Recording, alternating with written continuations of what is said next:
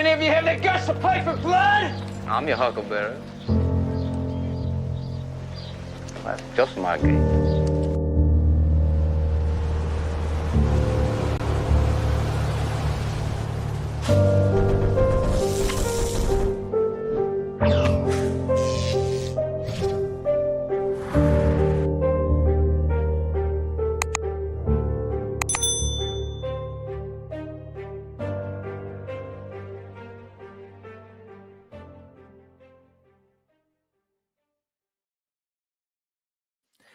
The older, the better. I love finding out a story comes from a story that came from possible stories that were told by people who are stories. And the reason I do, let's be honest, is because at one point I thought my one story was unique, authentic. It happened. This one really happened. There's no way this one did not happen. Yours didn't happen and mine did, damn it. Well, guess what? I love finding out that humans have been doing this forever. Does that mean we should throw this stuff away? Does that mean we should just, forsake it? Oh, well, it's man-made. Derek, your conclusion is that it's man-made. Far from it. In my view now, kind of coming full circle, there's a lot of stuff I think we can learn from the old minds that wrote down pen to papyri, pen to animal skin, pen to stone, or chisel, really, not pen. But there's so much we can learn from the ancients. And, they were probably more in tune without all the material around them like we do today. Works hyper sensational and overly materialized. They're probably more in tune with some internal stuff that we should probably pay attention to. And, it's easy for me to talk Bible because that's my culture. That was my upbringing. In the West, that's how we roll. But what if some of these stories in the Bible have some familial relationship, whether directly or indirectly, with the East? And I'm saying the Far East, Indian mythology. What if there was trade routes or other connections that might actually share a common mythic tradition in the Far East with the West? Really, it's still Near Eastern, but it's definitely West compared to India. And so I have a guest joining me today. This is the first time he's been on MythVision. I have Mukunda. How are you, my brother? Hey, what's up, Derek? How are you? I'm doing good, man. I'm doing really, really good. I'm thinking to myself, what can we learn about Hinduism, Hindu myths? I must admit right now, brother, Yeah. I am as ignorant as you can possibly be on characters, the exact stories. Like, if we start talking about Greek myth, I can trace what you're saying. I still don't have a full absorbed understanding of all the stories in the Greek myths. But when we get into Hinduism or even the Hindu traditions and various stories, man, I know a few names. But other than that, you're going to have to babysit me, man, because I really do not know. And so I hope people who are tuning in will subscribe to your YouTube channel. We'll do this at the end. We're trying to grow this thing, and we'll go from there. So, yeah. Appreciate the time. We just had you on ours, and that was really fun. The work that you do is frankly pretty awesome. I just saw your one with Josephus, which is, I love the fact that you are bringing that position in, that maybe that particular text of Josephus is actually real and not fabricated. I mean, it's fascinating just how much scholarship is I guess churning is a good way to say it. There's always the forces, the conservative forces, liberal forces, and through the dialogue and engagement, they hopefully get closer to the truth. But it is, I'll give you interesting, like, there's on Twitter, there's been this Christian that's been, like, for the past week, been just assaulting me with messages, trying to convert me, right? Why Darwinism isn't true, why this isn't true, why that isn't true. And I'm just like, maybe I told them, go watch MythVision. Just spend some time watching that and see if you can, come to terms with the complexity of the text of the Bible itself. Right. Yeah, that's their job, though. I mean, it's part of their goal, right? To change and convert souls, keeping them from going to a naughty place. And if you've been naughty or nice, Santa Claus knows. So, you know, I tell you, like, I'm trying to soften up a bit of my approach. I've had a chip on my shoulder. And man, life is hard enough. Life is hard enough to not be a little more empathetic to humans and realizing we're not all wearing the same shoes. We're not all on the same page. And, you know, to get someone who might be a Christian to really get where I'm at now, goodness gracious. There's a lot of experience that I had to go through that allowed me to be able to ask those questions, or to allow me to view my own worldview critically like that. And so I'm just trying not to be hypercritical to the point I can't have any empathy or can't have a bit of humanity about me in how I'm actually trying to discuss these things. So sometimes something will happen in real life and I'll quote the Bible. Even today, the Bible says a soft word turns away wrath, you know, and it's like, that's true. I don't care what book wrote it. That's very true. And so I'm curious to learn from you about Hinduism. And I think we need to start somewhere, man. It's impossible because it's a whole universe to get this whole thing you were telling me.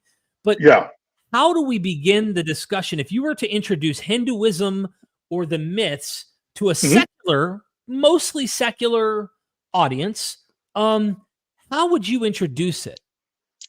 I mean, so from my perspective, I would say Hinduism at its core is not a belief system. It's a practice system. So it's not orthodoxy, it's orthopraxis. Okay. And it's about practice that leads to an experience. So in the Hindu framework on the whole, the idea would be that whatever is said in the scriptures and the texts, you can experience that. Because the way the texts are developed has been over, let's say, over millennia, and they're really about consciousness at its core, about the nature of language and consciousness, and understanding, like even the story of the Mahabharata is, even though it takes place in quote unquote history, it's about two families that live in the world. All the characters within the story have multi-levels of understanding, meaning like the name itself means a psychological element, a spiritual element, a cosmic element. And so you can read the text within those three frameworks, which is within the hermeneutics of Indian thought. It would be called Adi Bhautik, Adi Devik, and Adhyatmik. Adi Bhautik means that which is to do with the world. So you can read the text starting from that literal, if it's talking about that perspective, that's there. And if I may chime in, just so that we're on the same page as we go along. So we would call that in the early Christian movement, when I'm researching this, there are groups we would maybe call Gnostics or some form of esoteric groups that may not be Gnostic themselves. They had exoteric teachings and they had esoteric. So exoteric was the stories of the Gospels convey this like historical verisimilitude, but when you really dig in, did that really happen? And is that the point? The point is not that. The point is the internal. How are you understanding this within? And so, okay, I'm tracking. I'm trying to relate it though. No, that's a fair point. So there's three levels in the Hindu one, which is Adi Devik or Adi Bhautik, which is like you just said, the exoteric, and then the Adi Devik, which is to do with the gods, as to think about this. So this is more like, let's say psychological, because gods are actually represented as human psychology too. They like, for example, like Indra represents the mind, and the Varuna represents a moral sense. So each of the gods actually have not only a world of cosmic control, but they all have inner control. Okay. And then there's finally the Adhyatmic, which is not beyond the gods, which has to do with consciousness. So these are the three levels of interpretation when it comes to the text. And it's pretty clear in the text that you could take those three views. So, well, someone can approach the Mahabharata and say, oh, this is a historical event. This actually happened. Historically, Hindus haven't thought of it that way. They didn't care. Like it happened, but it happened there. And it doesn't really matter that it actually happened, right? Dude, just so we know, like Dr. Richard C. Miller and I talk, and he was Buddhist, or at least he started to practice some of the Buddhist traditions. And he said, if you go talk to the monks, when I visit him in California, he's like, let's go down here one day. I got to take you to the temple so you can actually meet these guys. And you walk up, do your Christian thing, Derek, and go, hey, do you think Buddha really did this story? And they'll look at you and go, not really. I mean, it's not about that. And it's like, Yeah. oh, okay. So I love that they're not like dogmatic. Now I imagine there might be some Sure. Hindus that really take that and die on the hill. But would you say that's probably because of the post-enlightenment and all of the stuff that is like pushing the historical validity of everything, that they're kind of being... Yeah, I think that's become more and more the case. Like historically, like, I mean, first of all, I think humanity didn't have a sense of history as we do today, right, for most of its time, right? Even look at the quote unquote biographies or hagiographies written, you know, by Julius of Caesar, Alexander, or whoever else. It's kind of like myth mixed with history, mixed with other things, right? So I don't think they took it literally that way. That it must have happened exactly, because, like, for example, like there are within the Hindu framework, there's 18 Puranas, 18 major Puranas, and each Purana is a book in itself, maybe something like 25, anywhere between 15 to 80,000 verses, right? So Okay. these are big, massive texts, each one of them, and they all have the same story. They might have the same story, but told all differently, right? So like in one thing, Krishna or Vishnu beats Shiva and something happens, and the one Shiva beats Vishnu in the same story. So these narrative elements are just shifting. And the question is like, what are they trying to tell? Part of it is a sectarian, like my God's better than your God kind of thing. Yeah. Part of that's definitely there. But there's also this idea that these gods are representing forces of cosmos and humanity that are constantly in flux. And so in some stories, one wins, other one wins, but ultimately they're resolved at the end because they're all parting to that one being, Brahman, right? So, or the supreme self. Okay. So that's a lot of material. It is. It can have conflicting accounts that don't line up, which kind of tells you, I mean, are they dying on this happened, or are they more like competing cults that might say, I favor Shiva over Vishnu, or I favor Vishnu over, maybe that plays a role. I imagine at some point somewhere there's that. How would you introduce the cosmos of Hinduism to someone who's used to, I have a book. Yeah. I have a book, notice. We don't like to factor in its many, but we when you ask us impresses, of course, there's 66 of them. But if you go to the Catholic one, there's 70 something or whatever. Okay. Yeah. I have a book that gives me a start, and it says in the beginning, and then it goes through this genealogy from the first human beings, and it tells you all these epic accounts and mythic tales and all this stuff that takes us all the way down to where these prophets are prophesying. And then of course we add on this newer testament where we have this guy who comes and dies for our sins and all of this stuff. And then we even have an end, right? Where it's like, and soon he's coming, he's going to destroy all wickedness and all this stuff. So we have like a beginning and an end, and it's real easy for us to be able to track with one book full of different narratives of how we would view our worldview. How could you give someone like me, who's an ignorant fool when it comes to Hinduism, the easiest way? Yeah. I can't, and that's frankly the truth. And I think it's like, so the Indian way of telling stories is very different than, like, in the beginning, there was nothing, and then God said let there be light stuff. Right. So almost in every one of these texts, the Puranas, Mahabharata, or Ramayana, what starts off is a dialogue between two people. So someone goes to someone else and says, "Hey, I'm interested in learning about this. Can you tell me about this?" or whatever. And the story starts from a conversation, and then from that it fractures out into various other stories. Because the Indian storytelling is, you start with, like, think of the Russian doll. There's an outer shell, inner shell, inner shell, inner shell, inner shell. So that's how Indian narrative is the story within a story within a story within a story. Okay. So they resolve itself from the small level to the big level, because they're trying to convey that this text possesses what they would call, in the Puranas, there's 5 elements to be a Purana. There's Sarga, Pratisarga, Vamsha. Sarga means creation. And then there's secondary creation. Then there's the genealogies, then the gods, and then finally, like, the god themselves. So this is the histories of given in a Purana. Purana just means ancient. So it means the ancient stories and fables and texts.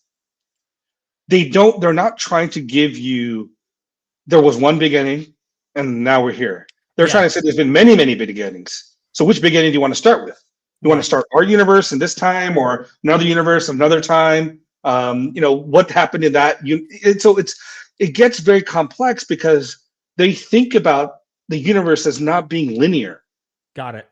It's linear, yeah, cyclical, but like there's a linearity insofar as it's all cause and effect. The universe itself has cause and effect relationship with each other.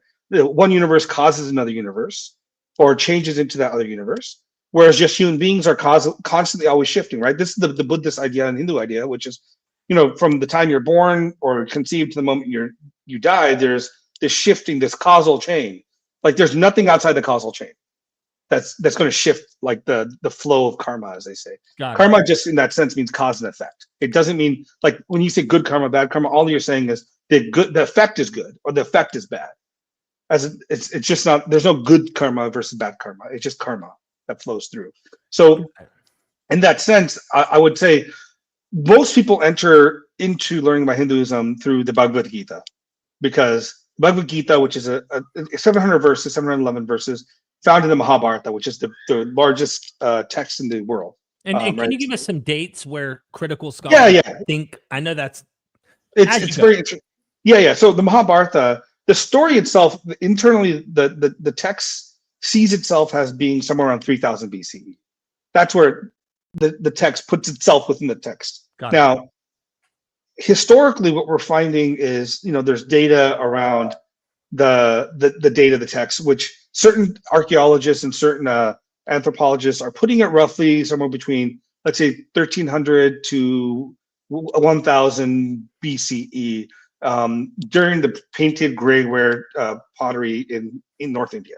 So that's what they're saying is connected to historically, because there is evidence that the places they talk about in the Mahabharata actually exist in human life, right? There's where Delhi is where there used to be this place called Indraprastha, Hastinapura. Dwarka has been found off the coast of Gujarat.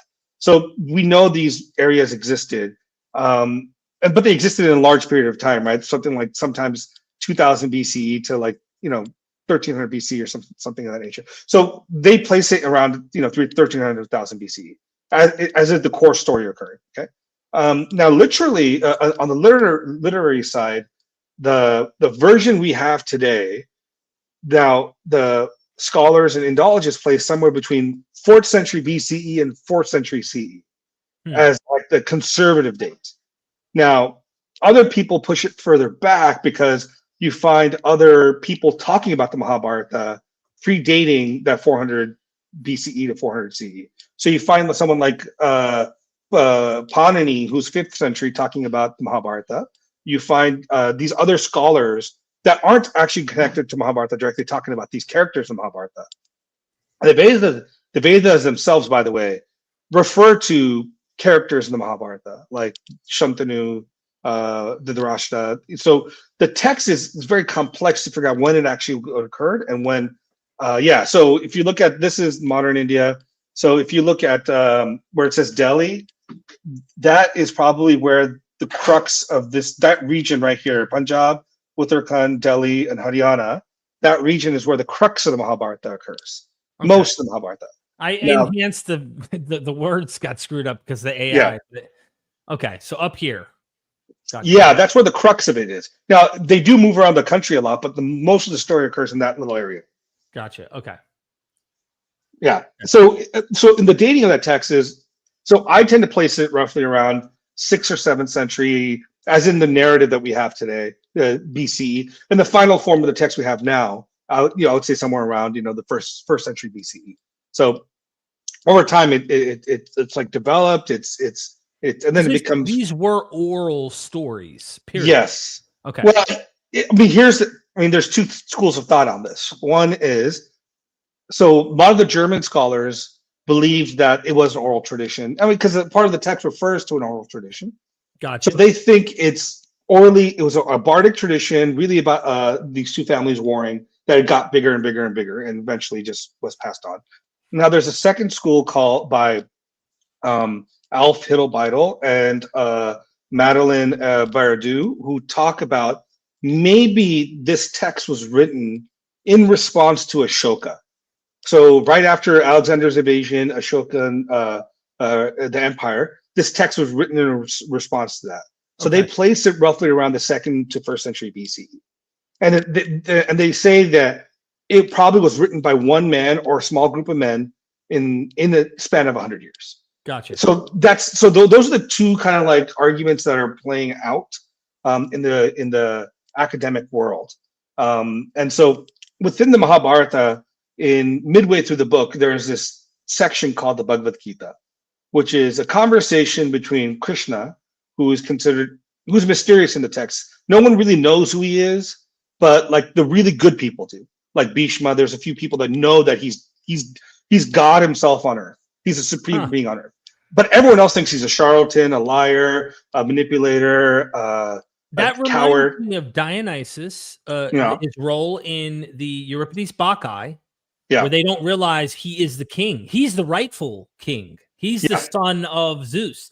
And only a few get it. It reminds me of Jesus, where they just don't realize who he is, or they don't understand that you're saying that theme is here. Yeah, because Krishna in the Mahabharata he's in the background moving pieces around, because his purpose. So the text starts with basically the goddess Earth, the Mother Earth, is overburdened by the destruction, violence, and the evil of the kings living on Earth. So she's like, I'm overburdened. I need protection. So she goes to the gods, and the gods go to Vishnu, and Vishnu says, everyone take birth in amongst the people on Earth and through animals and human beings, and then I will come down myself, and we'll have a great yajna, sacrifice. Mm-hmm. So in that sacrifice, he's going to level the entire world and help lighten the burden of Earth. So Krishna, when he takes birth, from Vishnu to Krishna, he's kind of in the background moving pieces around to get to the place of this war. So and to that war, because the war itself is a yajna, or a sacrifice. It's a ritual offering. So there's the connection of the war itself connected to the Vedic sacrifice. So all the various warriors and the people in the war are in the text itself connected to ritual acts within the Vedic yajna. So reading the text, it's almost as if you're doing the yajna or the sacrifice. So the text itself becomes the ritual. So you're saying, and correct me if I'm wrong, you're saying as you're reading the narrative, it comes alive within you. You're participating consciously with the ritual of sacrifice through the narrative's power, so to speak. Yes. Okay. So the author is very clearly, he puts that into the text. He tells you who's where they sit in this ritual, and how this entire thing is giving you the Vedic truths in narrative format. So this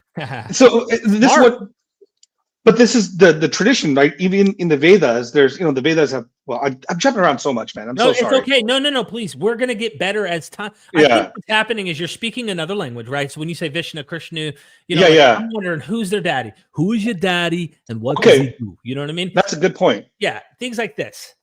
Yeah. So let me leave the Vedic part aside for a second, and so get back to Mahabharata or the Bhagavad Gita. Okay. So the Gita is found in the Mahabharata, and it's a conversation between Krishna, who is in the text the avatar of Narayana or Vishnu.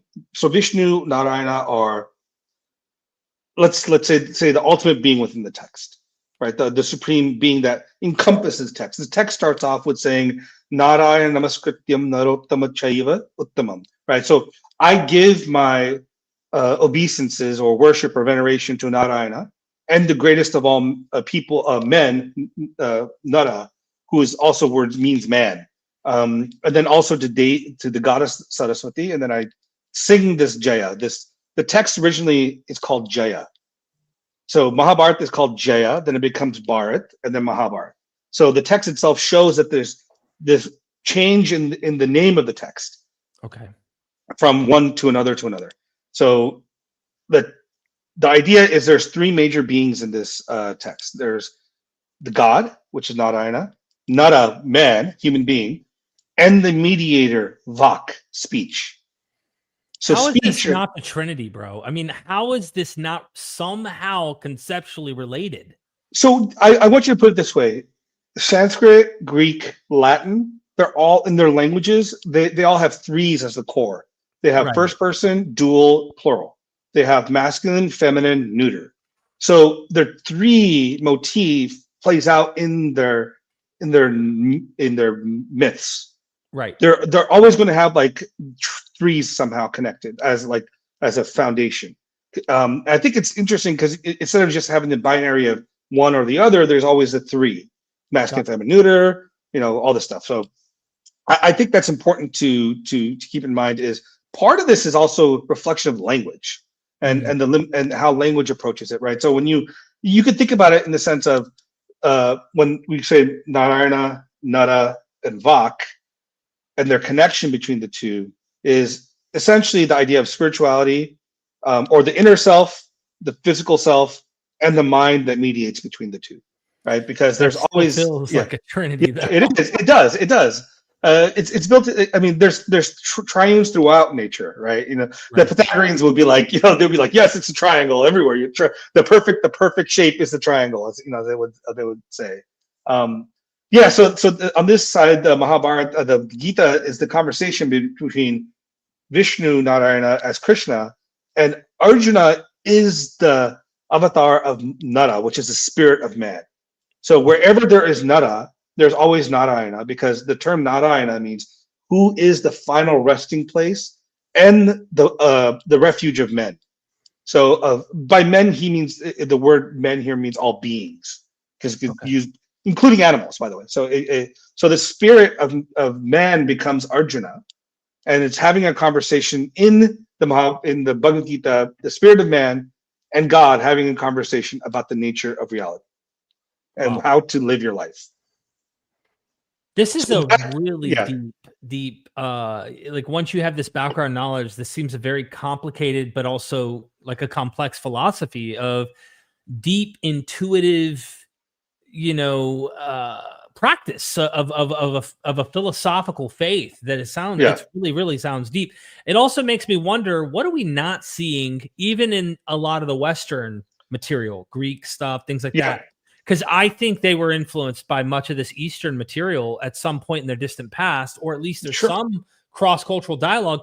And I imagine that their worldviews, their stories have to carry the depth and appreciation that we're finding also in the East with these stories. So sorry, my brain's just trying to make sense of this. That's a great point, because like if you think about this, Indo-European is the family that Hinduism comes from, Hellenic tradition comes from, Roman tradition comes from, like at its core, right? So they're going to share some motifs are similar across the board. Like, for example, the god Deus of Pitta in Sanskrit, in Vedic is cognate of Zeus Patur, or Eos Pitar, which is Jupiter, right? These are all like similar sky gods, right? And connected to the nature of the sky and rain and fertility.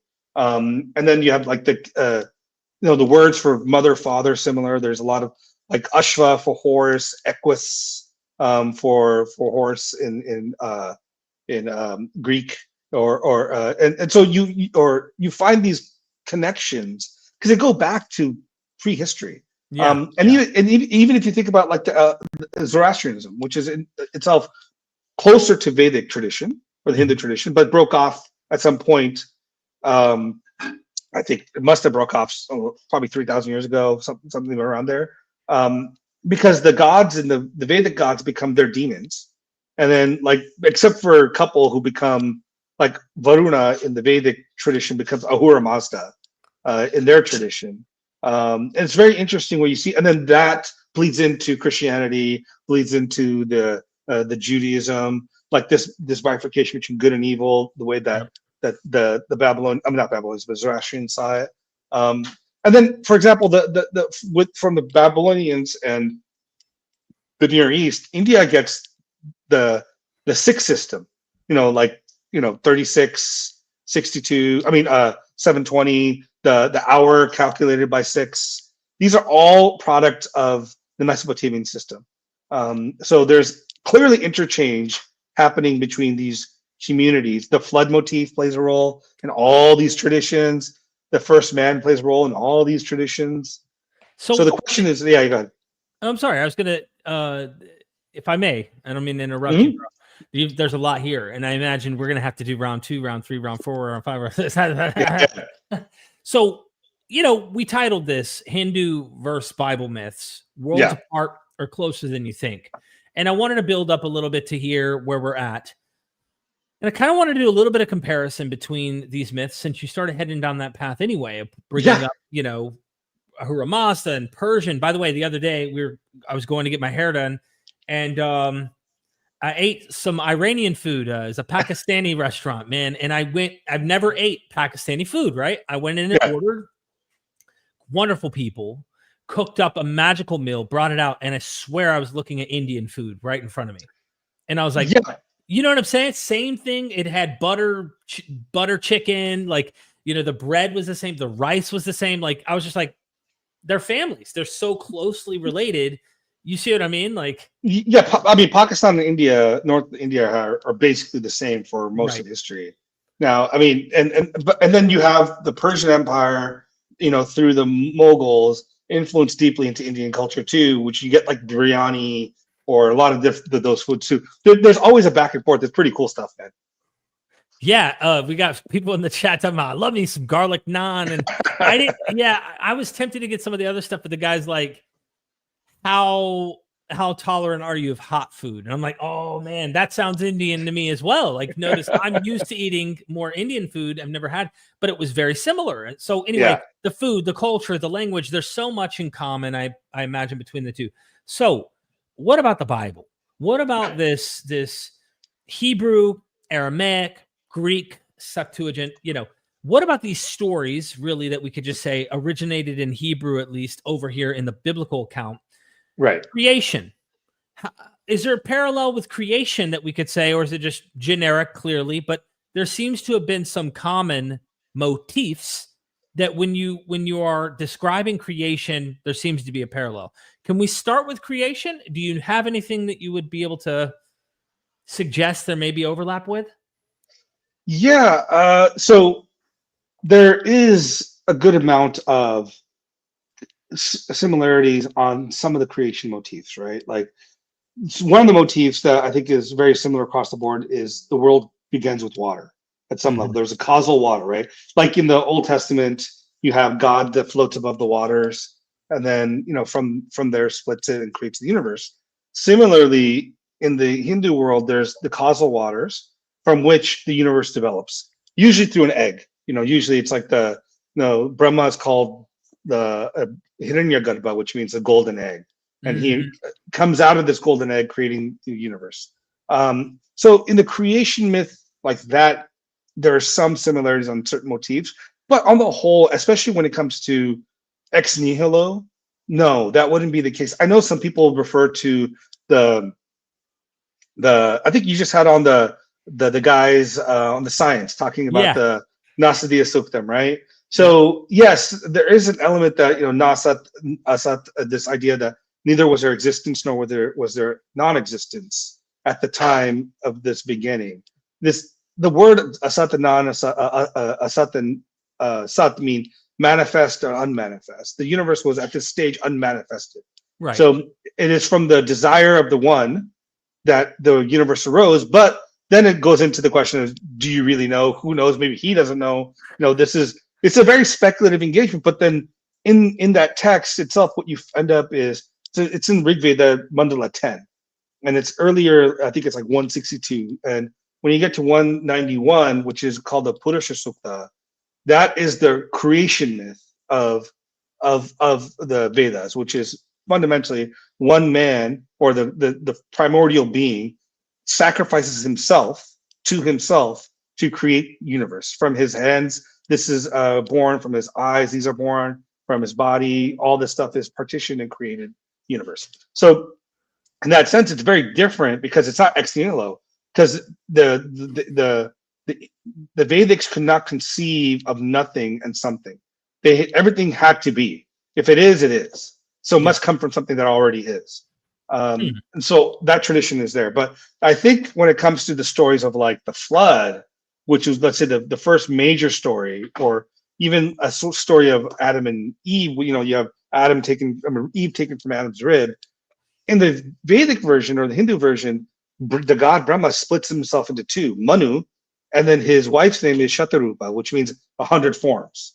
So from splitting his body into, from masculine and feminine, procreates and creates the universe of all beings. So it's similar in the sense of from one comes the other, right? Yeah, of course. Yeah. And I think in by the way, so I have this chart that I could pull up, but I'm thinking of Egyptian mythologies or even Mesopotamian ones.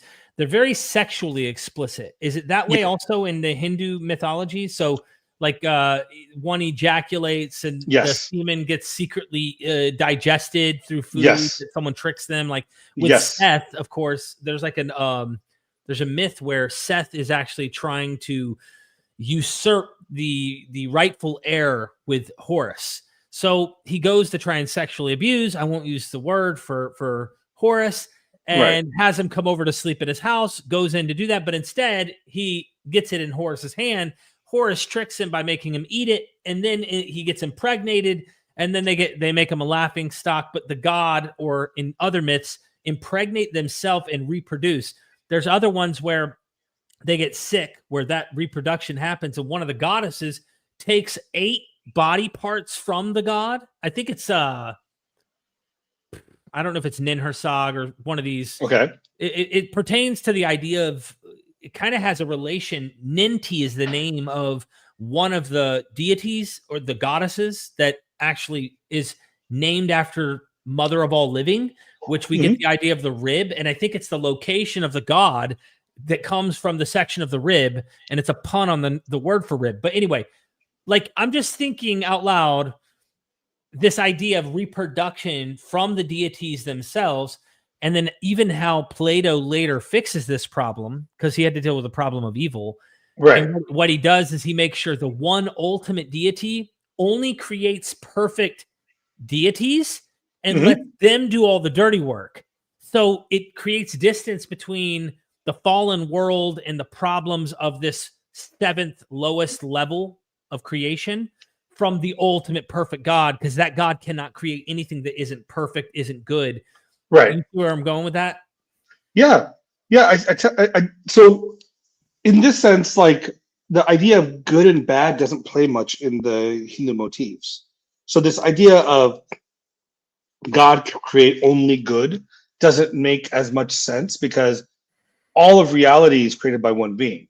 So it really plays into the role, the idea that, so what we consider to be bad or good is our conceptions. It's not, God's not bound by those conceptions, if that makes sense. So, when we talk about sexual, like the sexual symbolism in some sense, right?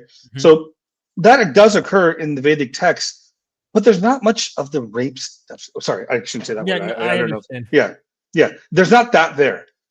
In terms of most of those, there is some for that, for sure. For example, the story of Indra and Ahalya in the Ramayana. That's something akin to that.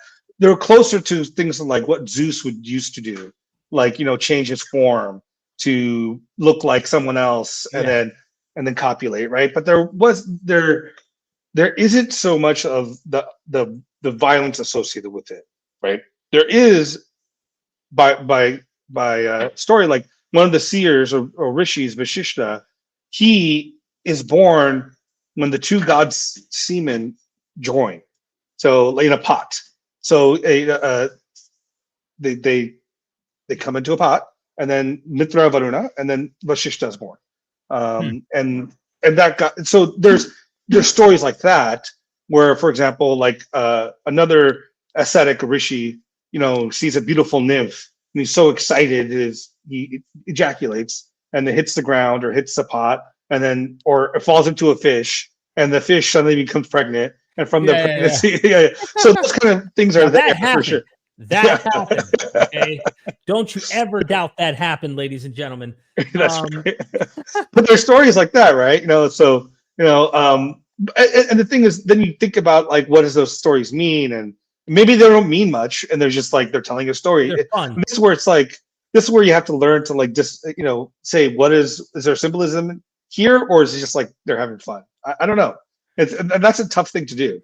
I do think there's a bit of, I mean, you could always read meaning into stuff, right? That's the Yeah. problem with language and interpretation, is it's so easy to give it meaning where it may not have meant even what you think it meant. That's why I like to Right. try and anchor with the oldest voices we have of what they thought about it, if they wrote about it. It's unfortunate because this is what blew my mind earlier. You were just blowing me away with all of this like complex, deep philosophical thought about Hinduism. Yeah. And it's unfortunate for me, as I've been researching more of the Greek stuff, like I feel like a lot, if we were just taking the Greek mythos of all the different mystery cults and the Greek myths and stories and folk tales and the whole nine, and I'm thinking there's a lot of like critical thinkers that were philosophical, but they didn't buy these stories were literal. And maybe they used these myths as a vehicle to convey some of their other truths, but it doesn't feel, unless you go into some of the philosophies, as complex as what you're describing in the Hindu arena. Yeah. I mean, yes. For a couple major reasons. So with the Greeks, you end up having the earliest text that we can talk about is probably Homer, right? In the sense of like that we know of, right? Yeah, and that's before that it's Dark Ages, and then you get Linear B and. So now you're looking roughly around 8th to 9th century. I think it's 8th. Yeah. 8th century BCE. Now with the Indian tradition, you have going back to at least 1500, right? So the Vedas were sticking around and known by almost all people, even to the time of Buddha, right? Time of Buddha, there's references to people talking about the Vedas. There's a tradition that maintained it and held it to be sacrosanct, right? So from the time they're composed and they're put together, what is called the Samhita, they have been almost word for word maintained. Like I think before you talked about Michael Witzel.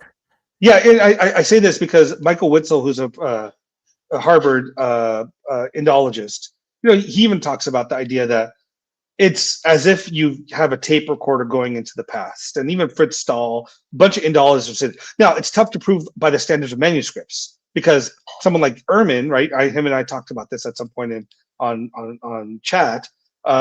Was you have the textual sources when you have the Bible, so you can see if it's quote unquote word for word in the truest sense. But within the Vedic tradition, it's pure memorization. So what you end up finding is, if you go to different parts of India, and you will find the same Veda chanted almost the same way, but with regional differences.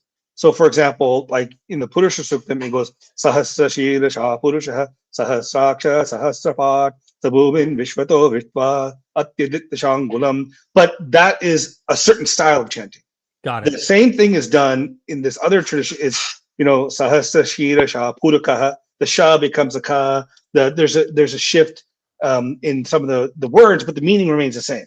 So they've maintained this tradition for thousands of years. And if you ever see a video of how they're taught, kids are basically, you hold their head and you have them use their hands. So you move their head with the indentation with their hands. So you build into them the muscle memory and the head movement memory of the chanting. So like, just as they do that, they do that perfectly. Someone call Joe Rogan right now and tell him word for word, ladies and gentlemen.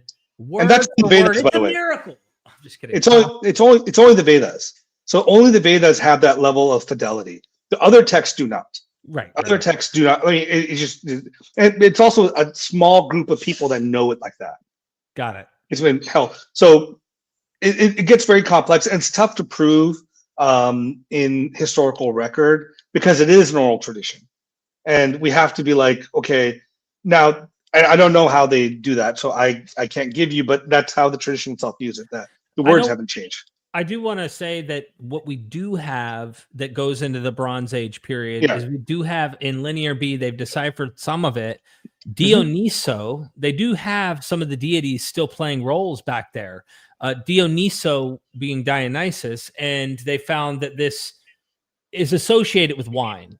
So even as far back as like 1300, 1400, 100 BCE, you're talking, this god is still associated with wine that far back. Zeus is still on the scene. Apollo is on the scene.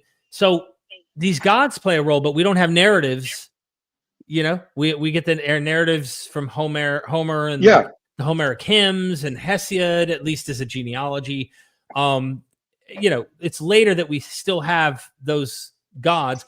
That means there may have been stories. We can't be definitive, right? Yeah. I mean, we don't know completely, but we do know on the Vedic side, there's this. So first you have to think about the language. I think one of the ways to do this is how archaic is this language that the Vedas were written in. And it's pretty damn archaic because the Vedic Sanskrit, unlike most other forms of Indo-European that we have, preserves all 8 declensions. They have aorist form and various other types of linguistic features that are not found in later Indo-European languages, or they're found amongst all Indo-European, but not in one branch by itself. So the preservation within the Vedic language is what allowed the concept of Indo-European to even come about, because you cannot reconstruct Indo-European without having Vedic Sanskrit, because the majority of it comes from Vedic Sanskrit. But that being said, going back to your point about the let's just say the traditions around the Vedas or whatever, and why it would have been more complex in the Indian world versus the Greek world, is there was traditions and families and groups that held this knowledge, and it's pretty much unbroken, right? So there was no gap in breaking, and then they developed really complex sciences around this, linguistic sciences, trying to understand root words, etymologies, but like in a way that's utterly unique from anywhere else. Like until you get to the 20th century with Frege, Panini's text, Ashadidhyaya, was the first great linguistic text, because it's what you call a generative grammar text. So he builds everything down to roots, which are dhatus. And from these roots, you can build any word you want and any sentence you want. So it's almost like its own like codex that can create itself over time. Wow. So it's a little too much. Yeah, no, this is, but I imagine there's much more. You and I are going to constantly be able to unravel. Yeah. Real quick, shout out to Great Minds Think Different. Thank you so much for the super sticker, my friend. I love it. I appreciate the support. And then JC with the super chat. I didn't see it till now. Sometimes it doesn't pop up if it's the $2 super chat, but thank you again. Thoughts on crocuses, saffron, and dawn? Do you have any thoughts on this? I don't know what crocuses is. Yeah.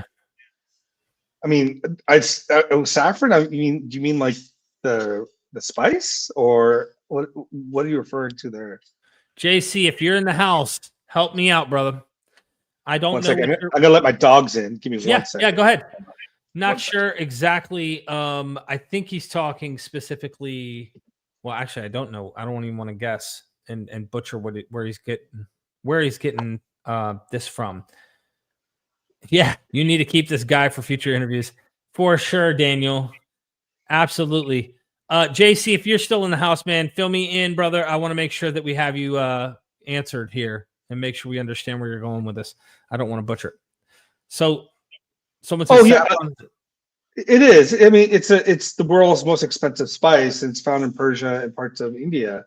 I mean, it gives a certain color, but it's got taste too. But I don't know what the hell it's about, though. Okay, so Manu, the flood survivor, the flood hero. What about this? We talked a little bit about creation, and from my understanding, what I have here on this chart, I might as well share the screen. Yeah. I did this, by the way, deep research on ChatGPT, so I don't know how accurate some of the material may be, but I imagine it's not pulling it out of nowhere. And it's going to be hard to actually see what's going on with this. So primordial waters, this is specifically Hindu. Rigveda's Nasadiya Sukta speaks of a dark, undifferentiated ocean of nothingness before creation. The world forms from this chaos. Cosmic egg, a golden egg like you talked about, arises in the cosmic waters from it. Brahma is born to create the universe. World giant sacrifice, Purusha Sukta, describes the cosmic giant Purusha being sacrificed, his body parts becoming the sun, moon, sky, earth, etc. Parallels Norse Ymir myth, which is interesting. Sky Earth separation. Vedic hymn imply heaven, dais, and earth. Prithvi? Is that how you said it? Prithvi were once united. Indra or other gods pushed them apart, creating space. Those sound to be very different. I mean, there's like different stories that you would say all in this, right?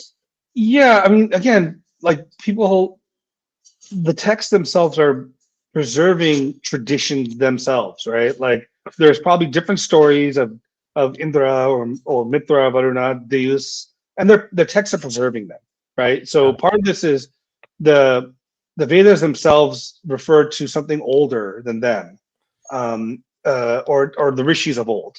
Now, the Vedas are considered within the tradition to be revelation, meaning like they're poetic revelation, and they contain truths of the universe in it, is how they see it historically. So when it comes to like that story of Manu, the first story of Manu is found in this text in the Vedas called Shatapatha Brahmana, which is roughly dated, I think, somewhere between 8th century to 1000 BCE. So, somewhere around that period. And that tells the story of basically the deity, Manu, who is the son of the sun, who's the son of the sun god. Okay. And then he is, he's kind of a sage ascetic, and one day he sees a fish in his little lake or whatever, and the fish, talking fish as they do, says to him, "Please save me. If you don't save me, other fish will eat me." So Manu says, "Okay." He takes the fish, puts it in the little cup because it's tiny, and then each day it gets bigger and bigger and bigger. And then finally he releases the fish into the ocean. And when the fish is released into the ocean, the fish has now grown a horn and says to him, "No, I am Prajapati, the Lord of all beings. There's a flood coming." So within, I think, I don't know how many days, he said, within the next year, I will send you a raft. You get all the people together, the animals together, get on the raft, and I will save you. So Manu does that. And so the raft comes, they put everyone on, the raft is tied to the horn of the fish, and the fish for I think 40 days, I have to go back and look, it goes through the waters, holding the Manu and all humanity and all beings alive until the waters recede, and then Manu is able to restart the world. So it's similar. Yeah. Utnapishtim.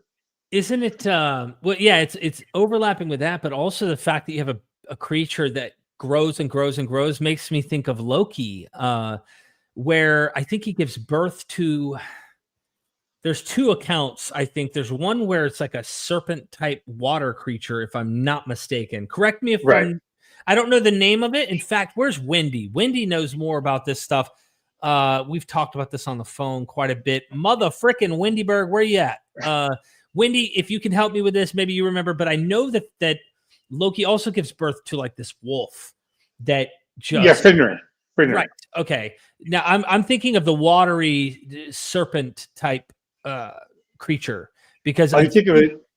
I think you're thinking of a Jormungandr. Yes, I think so. Yeah. But I'm just thinking of overlaps, right? They don't have to be identical necessarily in their narratives, because every culture. Yep, there it is. Thank you so much for tuning in. I appreciate that. Give you extra wings in heaven when we get there. Seriously appreciate it. So this is fascinating, because they're okay. Let me just read what they put here on the chat. Sure. GPT. Manu's flood, first told in Shatapatha Brahmana. Yeah. Brahmana. 8th to 6th century BCE is what they put for dates here, give or take, of course. Yeah. And later in Puranas. Manu, the righteous first man, is warned by a small fish that a flood will annihilate all life. He builds a wooden boat and shelters in it with the seeds of all living things. The fish, Matsya, is that how you say it? Matsya, yeah. Matsya, which grows gigantic, guides Manu's ark by a rope tied to its horn and pulls it to safety atop a mountain, the Malaya or Himalaya. When waters recede, Manu performs sacrifices, and according to one version, a woman born from the waters becomes his mate to restart humanity. Multiple floods in Hindu cosmology, each Manvatara age of a Manu can end with a devastation, flood or fire. The Manu of our age is Vaivasvata. Yeah. Vaivasvata, the one in the story above, often equated with Satyavrata. Is that something like that? Satyavata Banu, I think. Yeah. Okay.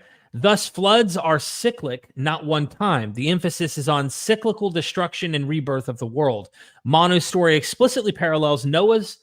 It says Manu's story explicitly parallels Noah's. Both heroes are virtuous, both forewarned by God or a god, both save humanity by building a vessel, both land on a mountain, both repopulate the earth. Manu is even said to have had 3 sons with names analogous to Noah's sons. Scholars have long noted these Noah-Manu parallels, suggesting either diffusion of a legend or a profound independent recurrence of a motif of a single righteous savior. Huh. Yeah, I mean, so Manu doesn't have like 3 kids with names similar to Ham, Shem, and so that's not entirely true.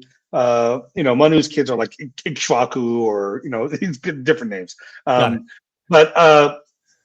So that's the interesting part is, did this happen because there was mediation between, let's say, the Sumerians? That Utnapishtim is an older myth than Manu myth, or the myth of Noah. So it could have been the case that it came from that region, and then the motif was applied within the context of each area. So, like, for example, in India, this makes sense because there's regular monsoon floods, much like the Nile would have. Like, they have their floods regularly. Now, I don't know if in like, for example, in Israel, Levant, there was a lot of floods. I don't know. They're clearly being inspired from other stories, right? From regions that would have, like Nile, or not really the Nile, maybe, but that could have played a role. Euphrates for sure. Yeah. Or even, I mean, you could argue the coast, but they're inland and they're mountain. They're much more in the mountains. So I will say this interesting thing for me, why I question how old Noah's story is. I tend to think it's a little later than a lot of the scholars want to put Genesis as Noah's flood. They want to put it back here in the 7th, 8th century, approximately, somewhere around this region, maybe Babylonian period, 6th century. Because of its demythologized nature, it's mythology, no doubt, but it has characters that aren't sons of God. Like, literally, the way that they're understood is not that their father was God himself. It was another human ancestor, right? They have like written a genealogy that just has human descent. Right. All of these myths, Manu, the Deucalion is a son of a deity, literally a direct god deity. And every one of these older myths, Mesopotamia, the Hittites, like, you name it, everybody does it. There's not a single heroic flood character who isn't a god himself or a son of a god. And why is it that this story is so human, even though it is mythology? It just makes me think, once you get later into Greek thought, you do have this notion of euhemerism and people wanting to make their stories seem more realistic. Let me ask you this then. The Utnapishtim, was he a son of a god, or was he human? That's a great question. That's a really good question. I would imagine, I mean, he was human. He was clearly a mortal of some sort. Right. But then again, so was Gilgamesh. And it says that Gilgamesh was 2/3 divine. That's true. 2/3 divine, 1/3 mortal. So, and they don't tell us. There's no like story that tells of his birth or anything, but the depictions of him being a giant are red flags to me as well. Right. So I don't know. That's a really cutthroat, right to the jugular question, because Utnapishtim himself, he's obviously immortalized due to surviving the flood. Right. So I don't know. Maybe someone in the chat knows. Yeah, that's interesting. I think this is very fascinating. I mean, the flood motif, frankly, is found in China too. It's found, I think, in Native Americans, but it's different, so I think sometimes people, one of the issues is we get caught up in the motif, but not look at the details. And I think as much as, I think you've had on, what's his name before? Kragenford, is that right? Yeah. Yeah. So he talks about look at the broad brush, and I differ a little. I think the broad brush makes sense as a narrative structure, but the details what gives you what the narrative means. Okay. Right. Like so what it means in the framework of, let's say, Noah is going to be very different from what it means in the framework of Manu.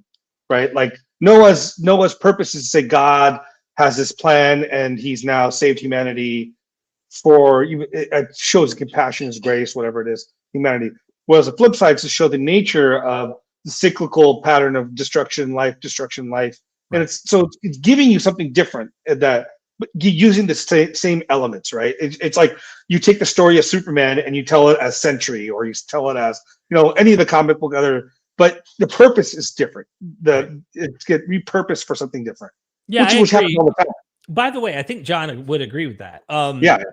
I think what he's doing is trying to track where these map in history to where the stories traveled. But I think if we really had the talk with John would be like, no. The details do matter on what they're trying to mean and what they try to say in that culture. But I like the differences. I like the similarities. I like the differences. I like both. You have to, right? Yeah. You have to. Yeah, that whole thing just fascinates me. It makes me think of what are they doing? Because let's take another example. In Noah's flood, right? Does Manu plant a vineyard and get drunk? No. Okay. No. Well, neither does Utnapishtim. Okay. Yeah. And neither does, when you go to the Egyptian floods with the Nile, there's no vineyard with the wine and almost a Dionysian element. Right. You do get this with the flood of Noah. Now, I've thought there are more connections in this relation to Deucalion, because Deucalion, his dog finds a vine, like a branch that's part of a vine, buries it like a dog would a bone. Right. His dog plants a vineyard right there after the flood. Deucalion and his wife, I think it's Hira, I can't remember. They're throwing stones over their shoulders, and the female who threw it created females, and the guy who threw it created men. From those stones, humans are created. But the dog buries this like stick, and it becomes a vineyard of wine, and then Deucalion and them can get drunk. Well, that drunk narrative is in Noah's myth, and it is not in any of these other earlier Mesopotamian stories. Right. However, I can't rule out that we have lost some stuff in Phoenicia, because there's an old El myth. I got a video coming out, man. I love this. There's an old El myth that really gets me going, whoa, what's going on here? El, the chief deity, and Asherah and all the family members are around. He gets totally shit-faced. I mean, El becomes plastered to oblivion, to almost death. And he's vomiting.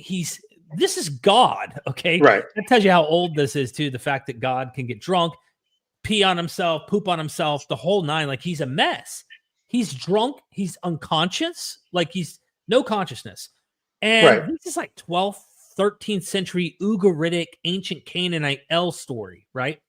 Well, when he passes out, his family members, catch the power of this one, his family members restore him to his dignity. They cover him. They give him this antidote, like a dog type drink, like dog hair drink that's supposed to help you with your hangovers. They help restore him back to where he was when he wasn't drunk, and they were blessed for this. Well, the Noah story, he gets drunk.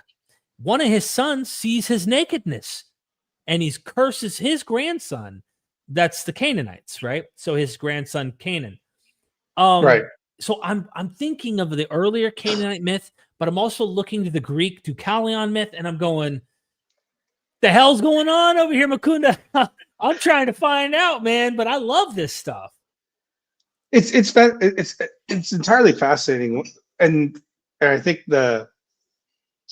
these like webs of connection make me think so much more that human beings, we have share way more in common than we think about. Like, as much as we want to say this religion's different from that religion, there's something that's the core of all of them, and Right. we're trying to figure that out, like the human experience or the whatever you want to call it, but it's something pretty cool. There's maybe it is like Carl Jung. There's this mythic archetypes in our head. I don't know, but I find it the more and more we can find the similarities, we can have conversations better with each other, and maybe come to a place where we can find a little more humanity together. You know, That's the whole reason I started this, man. So like, obviously I'm at a place where I'm like, I want to learn more about these other stories, these other right, myths. I love this stuff. Even if I don't think they actually happened, what can I gain from them, man? I've got right, the clock's ticking. The clock's ticking for me. My time's running out, right?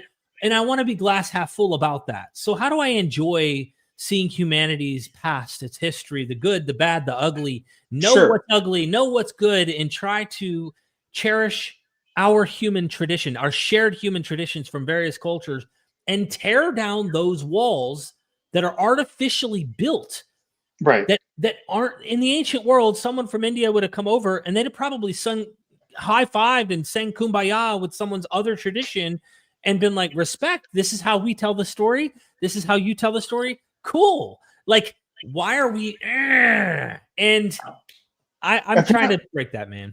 apparently there was a few stories like that where people came to talk to these both the Greeks, and I think later on the Christians did this. They talked to these Brahmins and said, you have these rule books and all this, so you should just follow our rule book. And they said something to the extent of, you guys, once we leave this area, like, we practice what we practice, you guys practice what you practice, God will sort it out at the end of the day. It's just idea, like, live the life that each person wants to live, because Right. that's the relationship that you're going to have with the divine. There's no sense of wanting to convert or make people into something they aren't or are. Right. Yeah, I think it's the mentality is different, because there's no sense of like ultimate end, at least in the sense of you're going to go to hell, or you're going Right. to, I mean, in the Hindu framework, everyone goes to hell, everyone goes to heaven, everyone goes through this cycle of life and death and so on. But there's no finality. You know what I'm saying? Yeah. Well, I again, I'm not trying to like make excuses for the ugly doctrines of hell, for example, which I Right. think are terrible. And they're human. They're human conceptions of trying to deal with the problem of evil, justice, all of that stuff Yeah. plays a significant role. But I love what you said there. And I caught myself over the past year and a half, even though I'm a skeptic, I Yeah. don't believe the God of the Bible exists personally. Sure. Okay. I think these are man-made concepts. And I mean literally men who made some of these concepts. Yeah. Okay. But I'll say this, like, I don't know if there's something. And I've been caught up in this kind of group think, while I definitely am hyper skeptical, so to speak, of these things. I don't want to be the guy. It's not who I am as a human. Like, I feel like I got caught up in this kind of group think of like, I got to poo poo all of this Yeah. stuff. I've got a chip on my shoulder. I'm just going to debunk everything. And it's not how I actually live my real life. I got caught up in this kind of agenda where all I'm doing is debunking. All I'm doing is picking apart, tearing down, or trying to, show why these things are false or didn't actually happen and stuff. And in real life, like, who I really am is like, when you're down, I want to give you an encouraging word. When you're going through something, I want to be the person to talk to you. I want to help you out. Like, that's who I really am. And it's like, there's just been conflict of like doing this research, and don't worry, we love dogs. Dogs are welcome. Yeah. Doing this research and being who I am at the same time. And how do I do that as authentic as I can, with people understanding, like, look, I can really love getting into the ancient stories. I don't need to say I hate the Bible because I don't believe these things happened. No, like, if you're in a group that kind of gives that idea, break out of it. Be yourself, be authentic. I think people look at that and appreciate that more than anything. It's just being true to yourself, you know? Yeah, and that's the thing. It's like for me, the Bible is a beautiful text. I mean, even the Quran can be a beautiful text. It's there's something there to gain, right? But it also comes. Well, I am a believer in the sense of I belong to a particular tradition within the Hindu framework called Sri Vaishnavism, in which we worship the goddess and God Vishnu as one, Lakshmi and Vishnu as one. Isn't she the money god, like the blessing, like? Yeah, so she's connected to wealth. That includes all wealth, spiritual wealth included, like so children, wealth, security, power. She's connected to also royal power. No king can be a king without her authority. So that's where it's like I worship those two. So I believe that. I believe in it in the sense of I think it's weird because I don't believe in the sense of the way when you say people say I believe in Christ. It's not doctrinal. Like the forms are I align to the forms that I get from my tradition, but I don't see those forms as being ultimate in the sense of the end all be all, right? For me, it's the concepts, the experience I've had with both of the same being in two different forms that I rely on. Like it's not like I can go to a text and say this and that philosophically, this is what it makes sense. Because the idea of Vishnu and Lakshmi is like basically, or even in any Hindu tradition, there's this concept of the god and goddess. The god is the power holder, and the goddess is the power. So, well, there can be no one without the other in some sense. You can't have power sitting out there amorphously, nor can you have a power holder without power. So they have to be together, right? So this idea is action and action versus witness. The god is usually considered to be consciousness, and the goddess is considered to be the universe that's dancing. It's their interplay, their union, their sex that creates the experience of all beings. So, I can get along with all of this. See, this is the crazy thing. Like, it sounds to me you're pretty critical, right? You are pretty critical. You're very just like me in terms of investigating, but you're just applying almost, I want to call them like avatar metaphors or like, but they're not just that. There's an experience that is deeply enriching for your life and where you're at. And if I asked you, no, hold on. You mean Lakshmi is like an ontological, actual female deity that actually, you go, whoa. Let's not boil it down to that. If there's something like that, maybe, but you're not even saying that. You're saying something much more almost like nature and our experience and everything is playing out, so to speak, in this internal narrative based on this god and goddess in your worldview. Correct. Well, yes, correct. And the texts actually talk about this too, the same exact way. So there's this text called Lakshmi Tantra. It's probably like 8th or 9th century CE. It's relatively late text. And it talks about that the nature of God is pure consciousness. It's just consciousness. The nature of her is pure activity. It's their engagement with each other that creates the universe, and all beings are merely that played out. Okay. And so in the deepest sense, what they're saying is this spiritual world that people are talking about is no different from this material world, because this material world is the goddess. Okay. So let me ask you this. All right. Yeah. It seems to me that a lot of skeptics who are in my shoes, right? They've got to a place where I'm totally content and happy in myself, but I've also thought to myself, why am I not bending over to try and understand concepts and like why? I guess what I'm getting is we're so used to this, like you talked about the Christian worldview and how we're supposed to believe these things. What, in your perception, looking at a skeptical world that doesn't have deities or doesn't try to play, I'm going to call it play or participate in a pragmatic sense with a tradition like this, try to make these things metaphors that make sense of the world around them. Instead, they want to just go science and like exclude any tradition or any way of trying to. I'm almost thinking of like fictional movies. I get so sucked into Lord of the Rings or some fictional story that isn't literal, but there's concepts. It's real, but it's real. But it's real. Right. And so this is what, and this is where philosophy matters. And Indian philosophy talks about this a lot, is there's 4 states of existence for human beings. There's sleep, deep sleep, waking, and then like no what they would call dream state, right? So those are the 4 states, right? When you're in a waking state, your experiences are real because your senses experience it, but they're always mediated by the mind. But in your dream state, your senses aren't working, but your mind is working. Right. So what is the reality? When you're in the dream, you feel that fear. Is that fear real or is that unreal? And if you say, well, it's unreal, but if you say it's real, then how can an unreal thing cause a real thing? Their response will be that. So it can't. An unreal thing can't cause a real thing. If your fear is real, what caused your fear has to be real too. So your dream state is real. Whatever's going through that dream state is real. No different than the reality of the waking state. So their simple argument is we make these arbitrary lines around waking and dream state because that's how we can function. It's for our own survival. So is your mental state as real as me getting burned by fire? It's as real, but it's a different reality. Yeah. So and so that's how the Hindu worldview thinks about it. Even the gods. Fine, they don't exist out there anywhere else. They exist in your mind. Cool, they're real. That's how they think about this. They exist in your consciousness. They affect you. So how is that less real than something out there? Because everything is internal. Everything is consciousness. Yeah. You don't have an experience of anything by itself. When you touch a tree, you experience it through consciousness. So this, you know what I'm saying? Yeah, you made me think of like what would be the beef with that?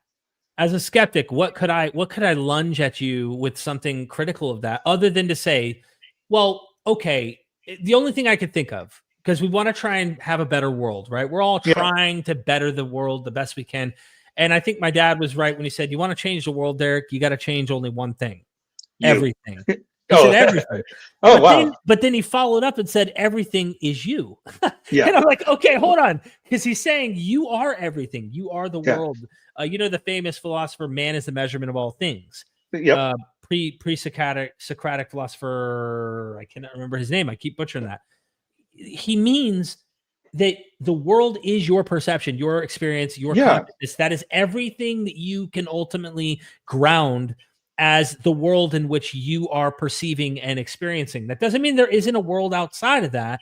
It's just saying that your experience is anchored to that. Well, the only thing I could lunge at is saying, well, if in your mind these gods are real, if you're not having a positive, your life is not reflecting a positive response to these kind of narratives in your head, so to speak. Right. Then we would want to say, change that narrative. That's it. But why do we have to forsake the narrative? Why is it that when we become skeptical, critical, like I have become, we want to divorce the narrative?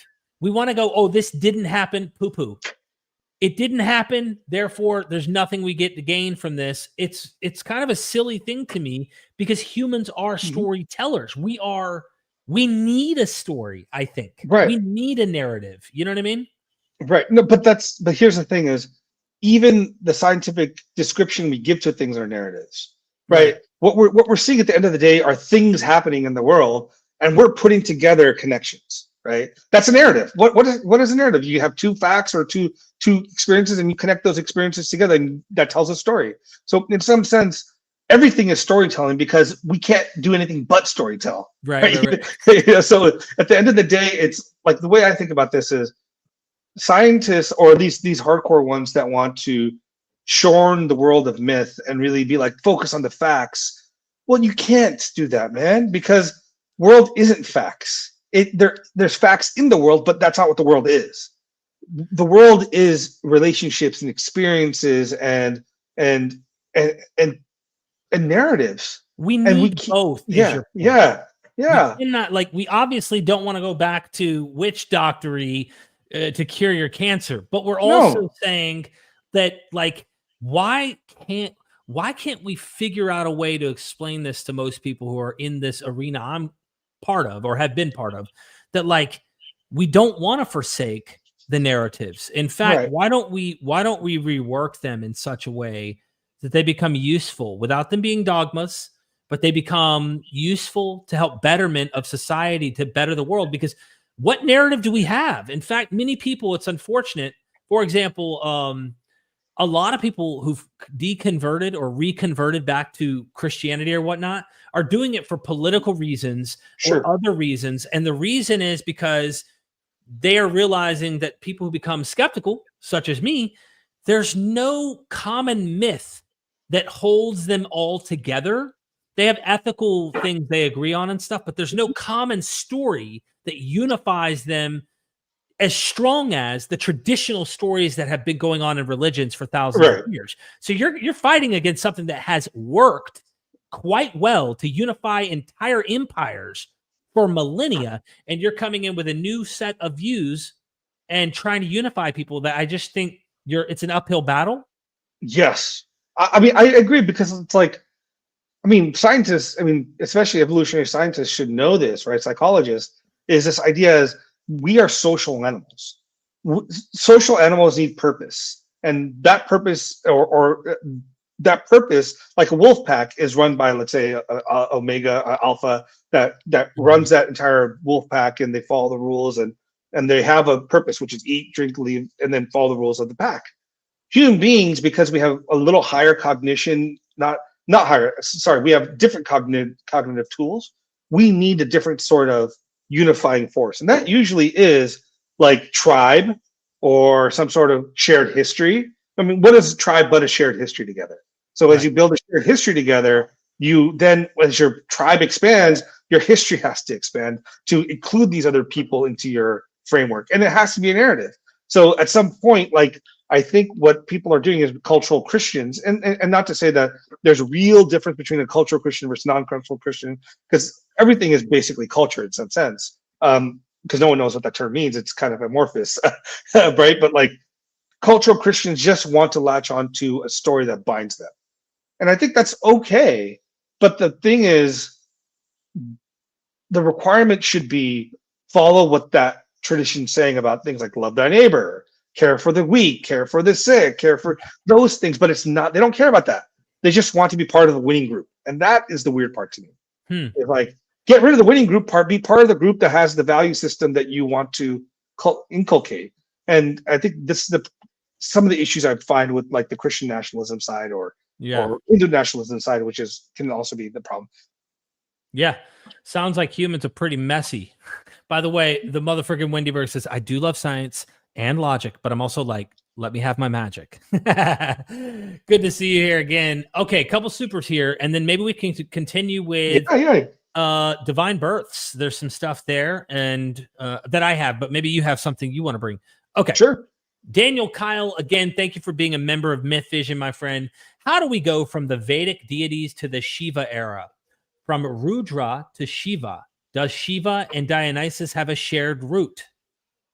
Yeah. So in the Vedas, the primary deity is one of the primary deities is Rudra. Rudra represents the outsider. So he is not in the sacrifice. He's given he's given a portion of the sacrifice to keep away from the sacrifice and to not cause disruption. The Rudra is the howler. Rudra means howling, the one who howls. So he is what's known as a Vratya, the one who sits outside. And he is always lurking around the universe of the gods. And there's a little bit of fear they have of this guy because he's wild, he's untamed, he can be both the poisoner and the healer of the poison. And so Rudra over time becomes Shiva. Shiva means auspicious. So over time, the nature of Rudra is growing and growing and growing to the point where he encompasses all absolutes within him. And so he goes from Rudra to Shiva, from the howler purely to the auspicious one. And the Vedas, there's 11 Rudras. And I don't need to go into all their names. They're all considered manifestations of Shiva. And so Shiva and Dionysus, some people do make that connection. I've actually thought a little differently about this. And I don't know if other scholars have, but I haven't seen it. Because Hercules is connected to Krishna. When the Greeks came in, they would connect Krishna to Hercules because similarity in names. Hare Krishna, Hercules seems to be somewhat similar, so there might be something there. I think Dionysus is connected deeper to Krishna's brother, Sankarsana, who who's also a deity of the earth. He has a plow. He drinks a lot. He's connected to the wine. He's connected to rage sometimes. He's connected to strength. It's very, very, I think there's a deeper connection there going on. He's connected to Krishna's brother, I think more so than Shiva. But people do find the analog with Shiva. Huh. Yeah, I remember. You remember my metallurgic deity video pertaining to Yahweh and showing Dionysus might, according to Nisam Amzalog, he thinks that it's possible Yahweh, through metallurgical trade routes, made it into the Aegean, and therefore Dionysus might actually be this imported deity from the East into their pantheon. But when I had a little section, I don't know how accurate it is. I just was trying to see that there are scholars who see linear A, which we haven't been able to decipher, has a lot in common with Sanskrit. And they're wondering if there's some overlap between Zeus, at least this older form of Zeus from the Aegean and the Minoan period, and I believe it was Shiva, but I can't remember the exact deity that I paralleled it to during that documentary. I don't know. Did you see that section? I did. So linear A, they know it's Indo-European, right? But it's a script. Sanskrit doesn't have a fixed script, right? So you could write Sanskrit in multiple scripts. They sometimes write it in it's written in a script called Devanagari, but it was written before in Brahmi. It was before that. There's like Shar. There's different scripts that can be written in. So I don't know enough about the linear A, what kind of language it was. Was it connected to Greek or was it connected to another language? I don't know. So I can't comment on that particularly. I just figured I'd bring it up in case you did. JC again says, thoughts on Eos's saffron robes. And then there's some Sanskrit. Some ush Arjuna Arjanyata. No, I don't know what that is actually. Arjanyata. Huh. Some Ushuddhi. Yeah, I don't know what that is. Huh. Eos is saffron robes. Let me see what that looks up. Okay.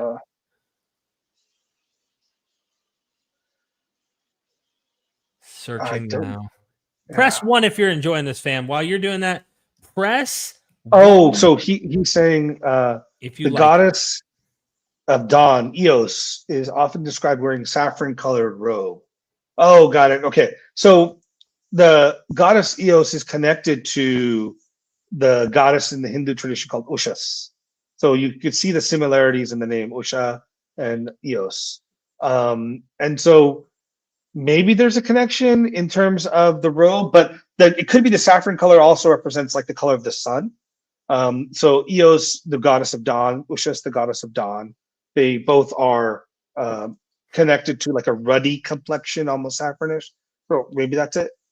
He followed up with this one here just so you could see it. I don't know if that helps. Ketu, say.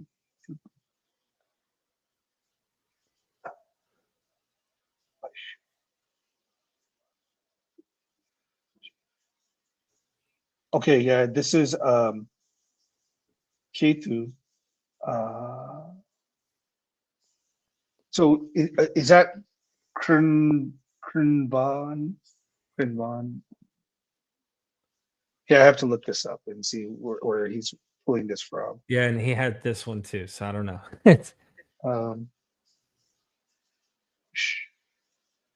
Ushas is there, right? Ushas here.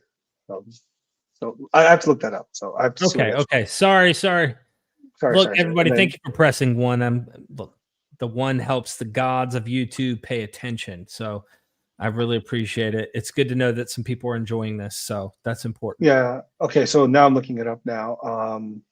Oh, this is from Rig Veda, right? Ketum Krimba Aveko Pesho Maya Some Ushadbhir Ajayataha. Okay. So I have to. This is Vedic Sanskrit, and my Vedic Sanskrit isn't that great. at all, actually. So I have to look at the translation here. So let me Okay. see. Okay, here's what the translation saying is, you owe your daily birth to, you owe your daily birth to who with the rays of the morning gives sense to the senseless and form to the formless. So I guess I'm not understanding. Is there a question, or are you just posting that up there?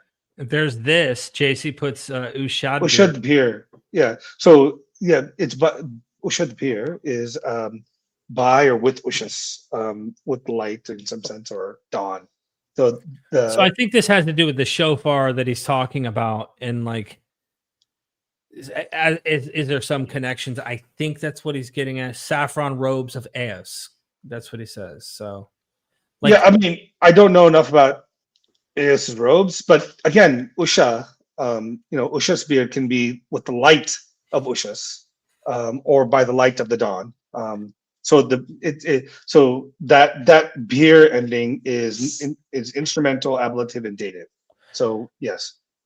Gotcha. Okay. It sounds almost like you could interpret this as like natural phenomenon. The gods are playing a role of the sun rising or Venus rising, or even comets. He brings this up in some of his stuff with these words, wondering if like the tail of a comet plays a role in the myth or something. You know what I mean? Like in the language. But I might be butchering you, JC. I hope. But we have to remember, a lot of the Vedas are merely talking about the beauty of nature. Gotcha. So you can interpret it in the context of the gods, but they can also be thought of as simply as talking about what nature is doing, right? Gotcha. JC, you rock. Thank you so much for hitting us over the head with hard stuff. We love it. Victor Engelman, thank you so much, Victor, for the super. Indra versus, is it, how do you do that? Vritra is a chaos conf instance. Marduk, Tiamat, Baal, Jawu, Zeus, Typhon. And in my honest opinion, connected to Exodus, I found lots of parallels in Enuma Elish. Exodus, YouTube. Okay, hold on. I got to see this link. Hold on. Let me go back up here and find this link here. I got to try to, let me go in here. Forgive me here. Let me scroll up here. Okay, I'm going to try to, hold on. Victor, can you let me try this. I might have a hard time. I don't know if that'll work in the URL. It didn't work. The code that I just copied and pasted that you sent. So, I mean, on this point, Indra versus Vritra, yeah, I mean, it's similar to Marduk, Tiamat, Baal, Yahweh, Zeus, Typhon, right? Vritra means the obstructor, right? The one who obstructs. In this particular mythic motif, it's Indra destroys Vritra to cause the rains to come down, right? So in some sense, he is the one who's breaking the holding back of the cosmic waters that come in the form of rains. And then it also represents, the shifting from chaos into order. And Indra is the one who establishes that. So in the same way, Marduk, Tiamat, Baal, there's similarities there for sure. Okay. I just made you a mod though, Victor, just so you can put in the link. There you go. Okay, here we are. So let me share that for the super chat here so people can see it. You see the link, ladies and gentlemen. You can click that into a separate tab if you're not on your phone.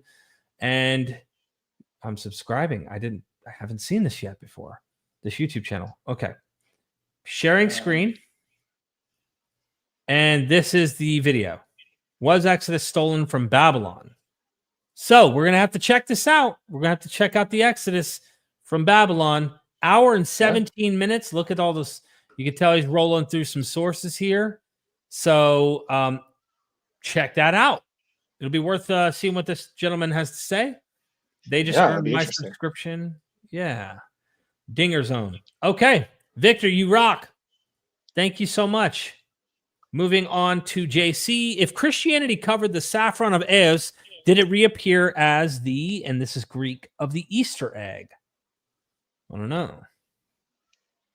As a crocus?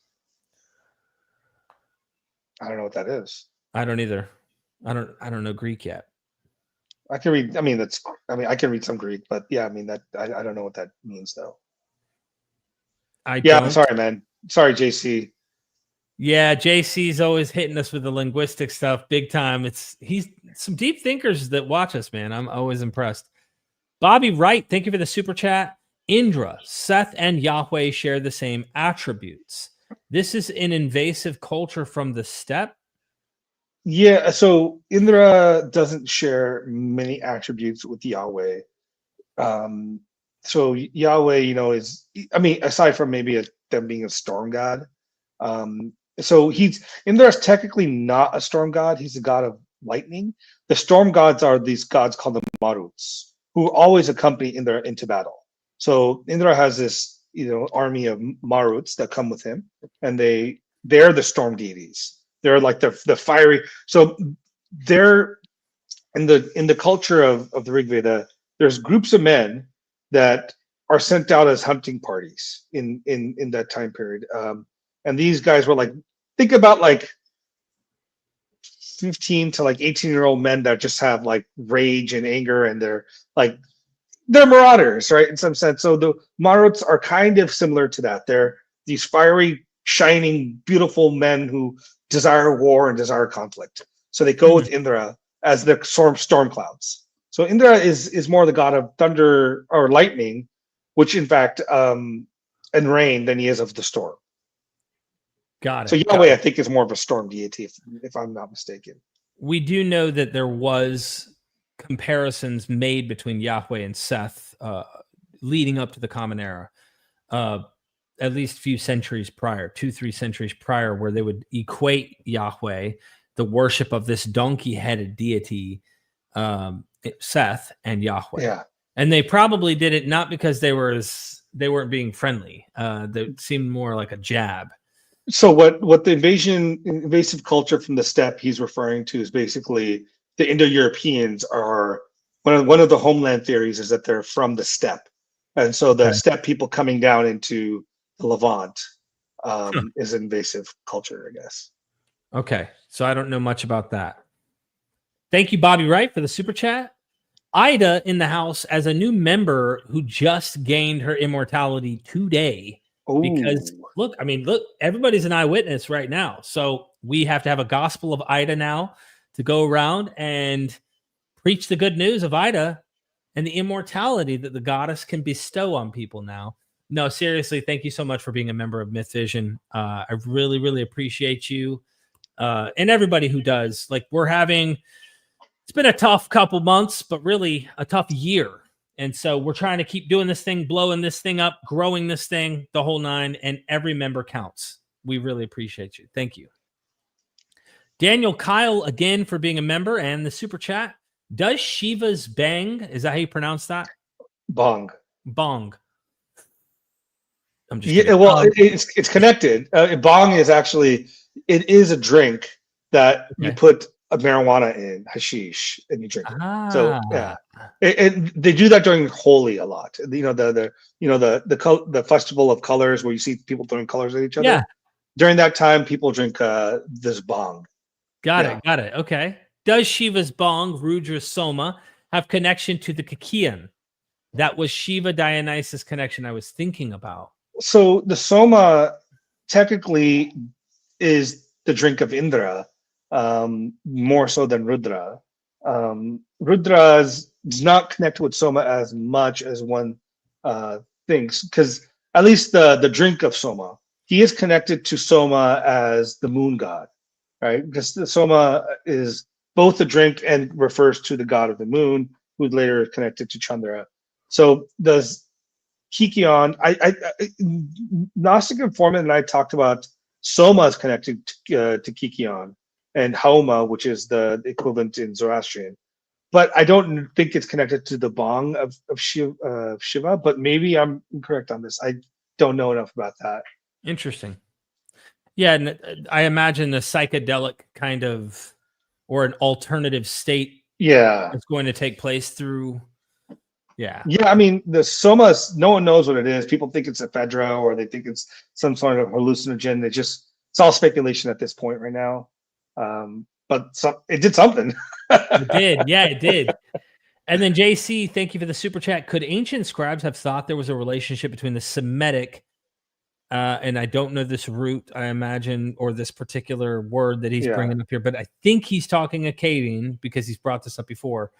I believe, as in classical Syriac and Hebrew for dawn, and the Indo-European eos, ushas, and the color of saffron. Yeah, I mean, look, at the end of the day, everyone sees the same dawn.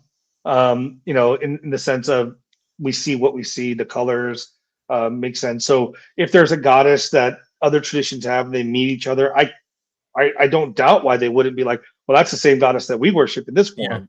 Yeah, right. So I wouldn't doubt that at all in that sense.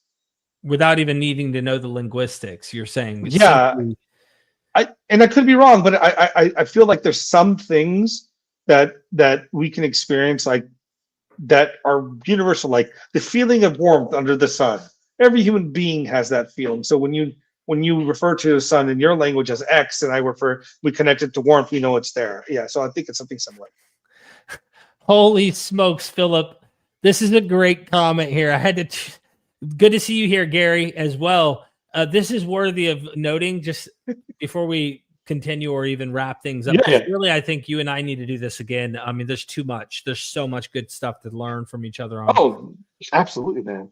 Philip says, tough year. Don't anyone mention how Derek caused an eclipse when he went to the Jordan River. So get this, fam. I'm not making this up. I'm not. This is so serious. Me and the queen of MythVision, Ryan, my wife, we're in Israel, right? We're traveling, and James Tabor says, listen, we're stopping at the Jordan. We almost didn't because of time constraints. We're stopping at the Jordan. If some of the people might be on a pilgrimage while they're there, want to go get baptized in the Jordan. I'm not going in there to get baptized by someone, priest or whatever, but I decided I would go and be in the river as if I'm the chief cult leader. And I baptized Nil, Gnostic Informant, and I baptized my wife, and she baptized me, right? I kid you not. The moment that I'm being baptized and my wife is being baptized, an eclipse happens. I kid you not, bro.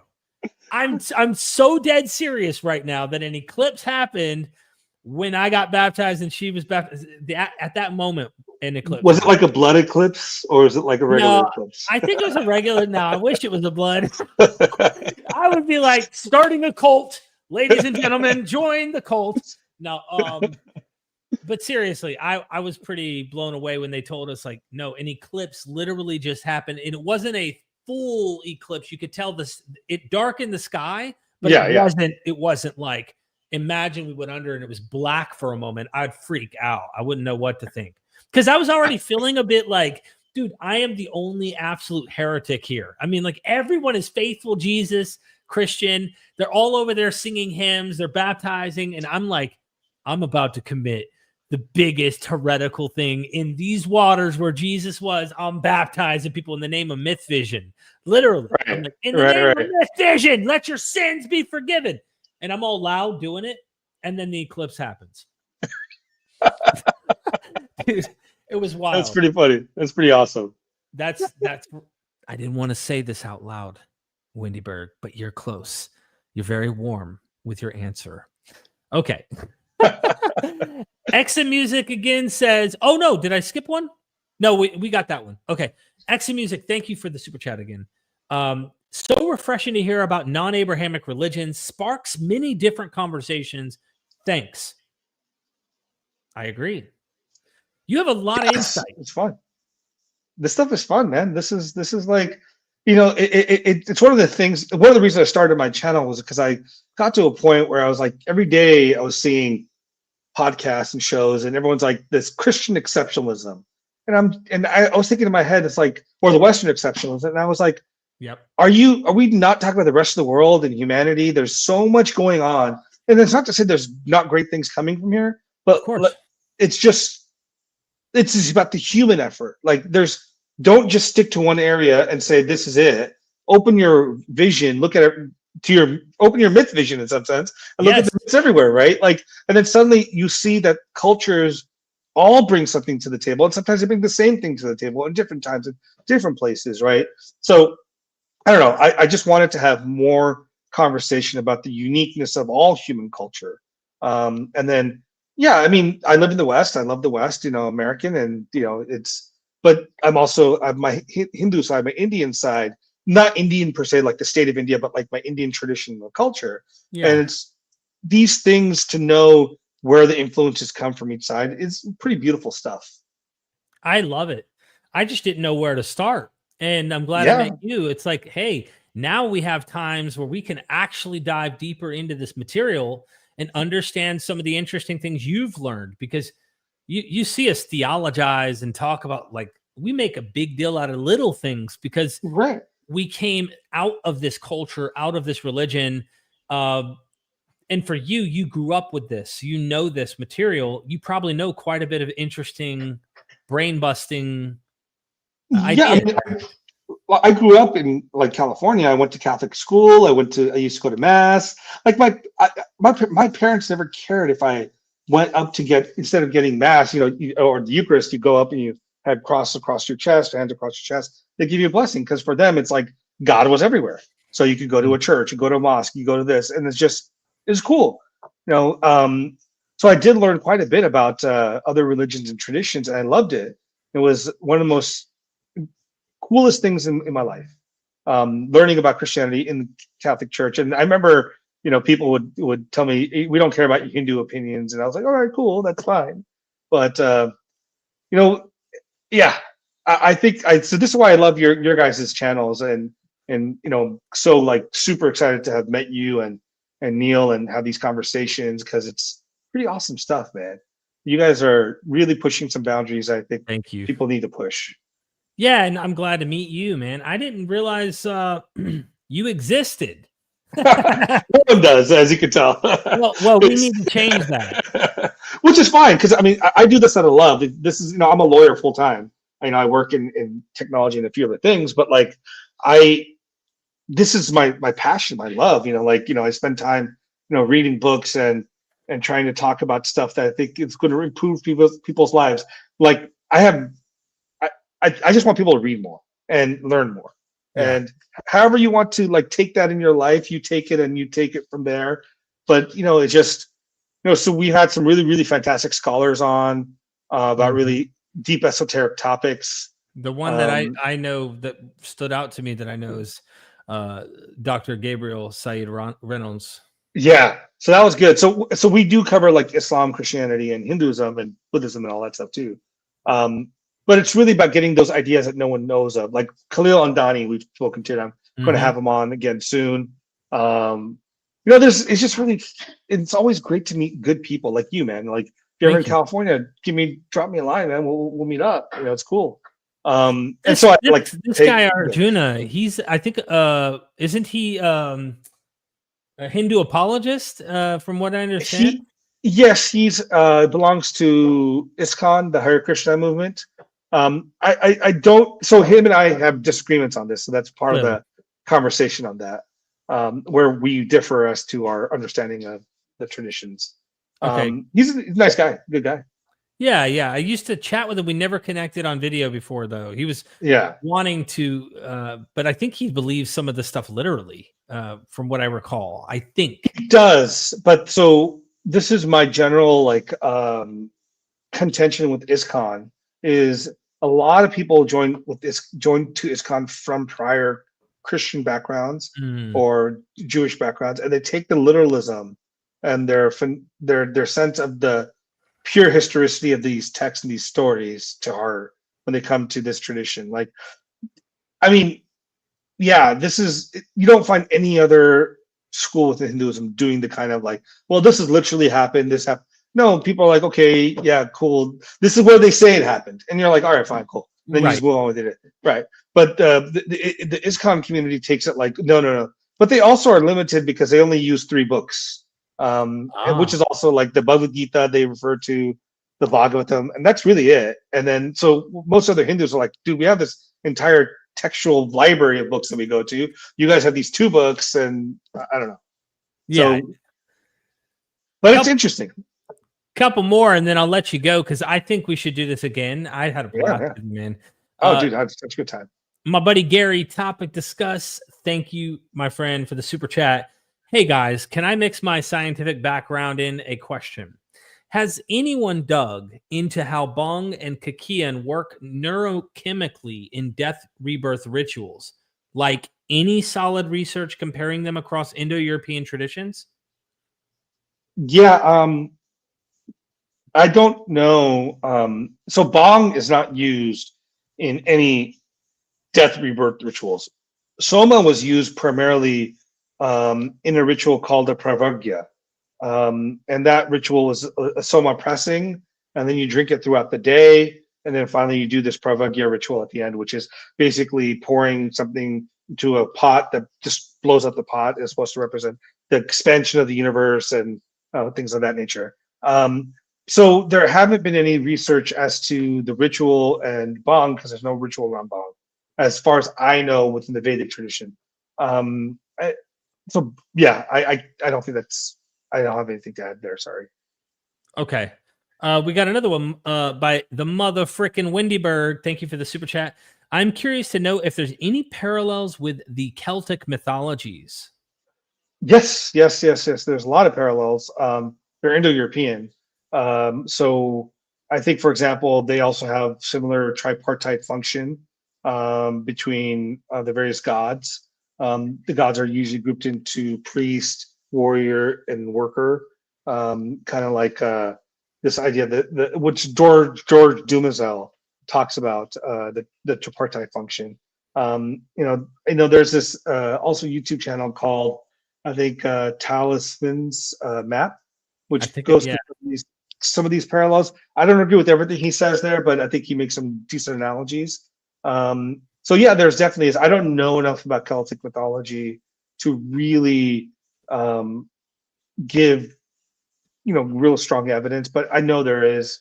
I know some of the Hound of Worcester and those kind of things, but I don't know too much. So Is it my Talisman Map channel?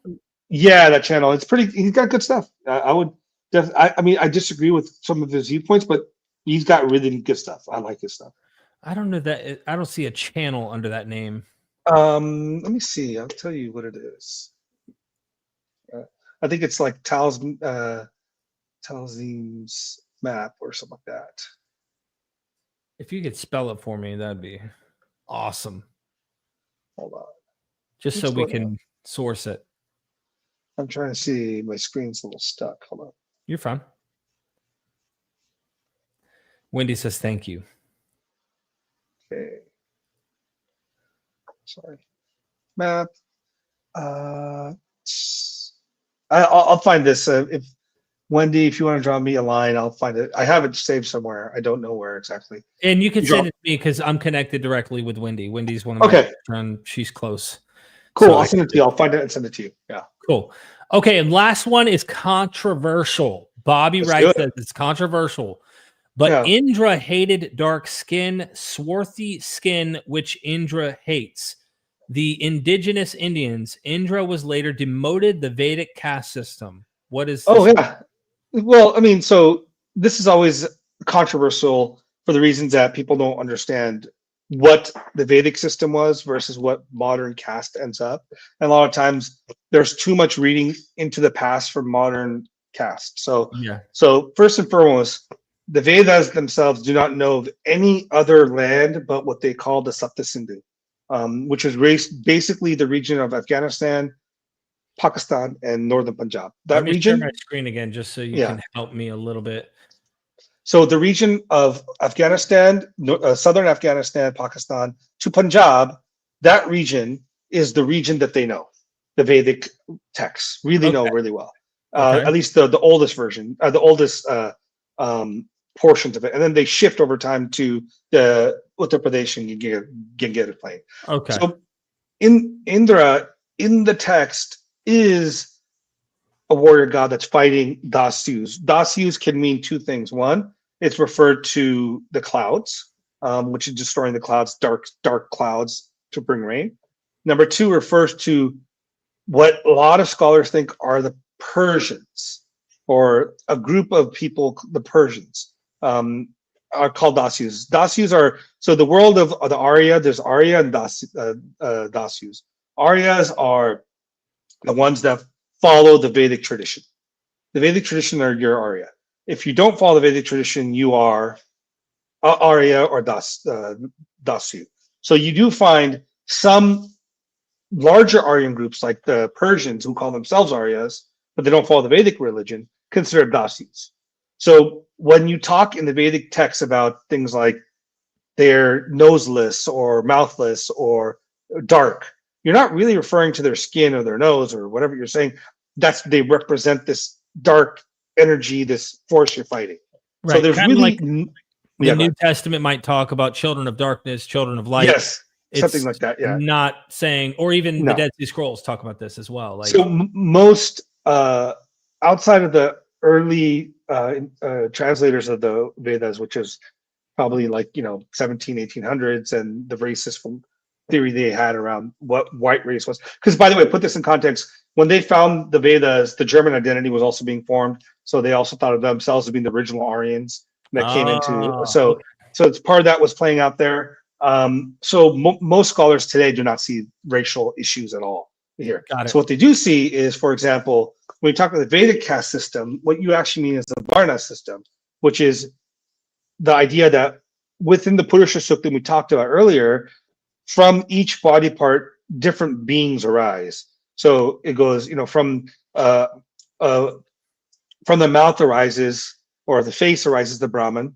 From the shoulders arise the Kshatriya or the warrior. From the thighs arise the Vaishyas, and from the feet arise the Shudras. So these four are part of the cosmic being. They represent societal functions, right? The Brahmana represents the intellectual, spiritual, liturgical class. The Kshatriyas represent the warrior, royal class. The Vaishyas represent really what you say is agricultural class, kind of merchants also. And then the Shudras represent the servile class, people that serve others. So they're the laborers, they're whatever. So this idea is all these things make up that one primordial being. They all come from the same being. So they're not actually different in the sense of origin. They actually have different functions in society. So go ahead.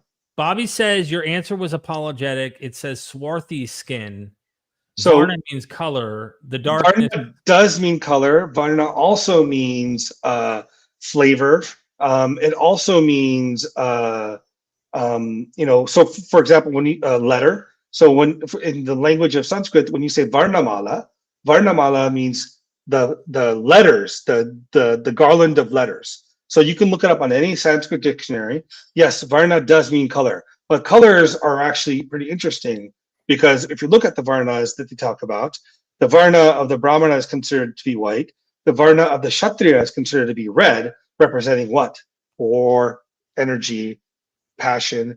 The color of the Vaishya, I believe, is considered to be like something like yellow, referring to, or green, referring to the earth. Color of Shudras are sometimes referred to be brown or black. So I don't think when you make these claims, it's fair scholarly. I mean, you could hold your views, that's what you think this text means, but no scholar agreed with you, and no indigenous interpreter or indigenous, person that knows the Vedas would say this is the same.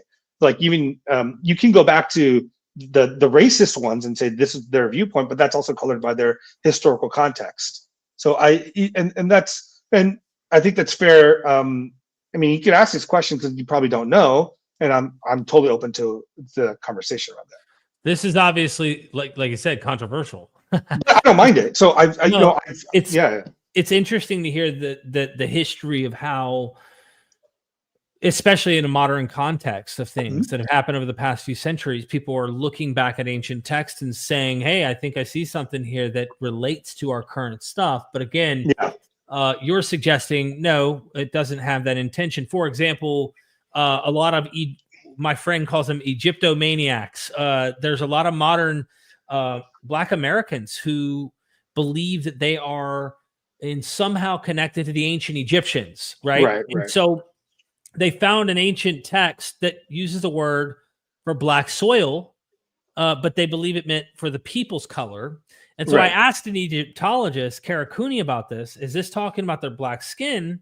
And they were saying, yes, the modern people who are interpreting this, but she's saying, no, this is talking about the soil, the black soil and stuff. So I guess what I'm getting at is it's worth investigating, clearly looking. Well, so I'll tell you this, even on this. So historically, like, absolutely over time, this Varna system became more ossified. And then because it's going to be father to son or whatever passed down, and you want to keep your secret to your family, trade to yourself. And then over time, it got merged with this other system that was already there called Jati. So Jati means born from, and that refers to groups connected by birth. Varna was historically not birth, but it became merged with Jati, and then you end up having the modern caste system roughly in last 1500 years. So most scholars would say, prior to 500 CE, it's relatively fluid in terms of intermarriage between communities and so on. But what happens after 500 CE is you find an ossification. Communities only maintain with each other, married within each other. There was endogamy. But what you see in that time period is also movement by entire communities up and down the ladder of what you would call the caste hierarchy. So there's a complexity to this. And it's when people try to simplify it, I think they don't understand what's being said. And this goes to, Bobby's continuing to talk, and he's talking about untouchables, which is true. There are a group of people called untouchables. And that is something that historically has existed, and it's been a terrible thing. But this is also the case. Those groups have also moved up and down, and who they are today were not who they were before. The untouchables of today were not the untouchables of the past. So those groups moved up and down. Like, for example, they ruled kingdoms before. They become, empire builders, merchants, whatever it is. What happened is also you put in the context of the British time, the movement, the fluidity of groups was fixed. The British said this group belongs to this hierarchy and put that in place. So if you want to read a book on that, I would recommend Nicholas Dirks' Caste of the Mind. He's a professor at University of Berkeley, and he wrote a pretty good book on covering that. And I don't think Hindus should back away from the conversation around caste, because we should have a conversation around that, because it is a truth that it existed.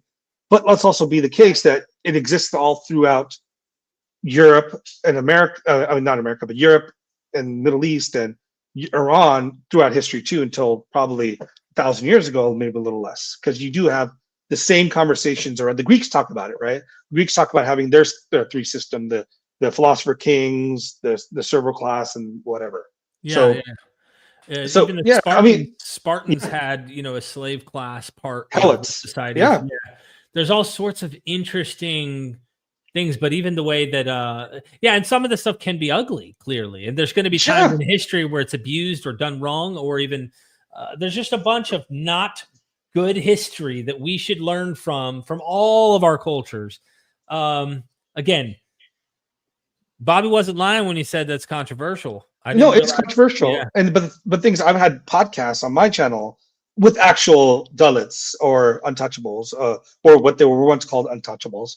I've had them talk to them. They're friends of mine. We've talked about this stuff, and I've had scholars come and talk about it.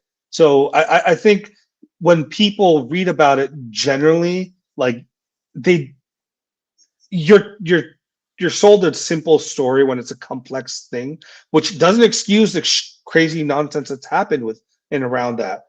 But it's also not as unique as people think it is, and it's very, very complex. And what is an untouchable? I don't even understand what that is. Within the ritual framework, if people belong to certain communities that did certain occupations, for example, like let's say crematorium, butcher, shoe leather maker, anything to do with death, were considered to be ritually impure, and so they were kept away from the ritual pure people, as I would call it. Got it. Okay. So, and that led to, over time, these people being at some level oppressed, not some level, definitely oppressed.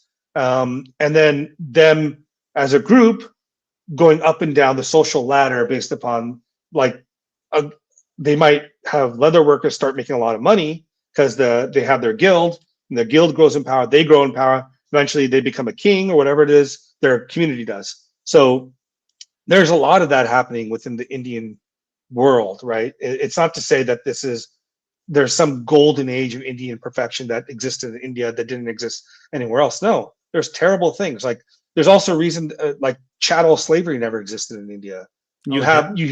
No chattel slavery.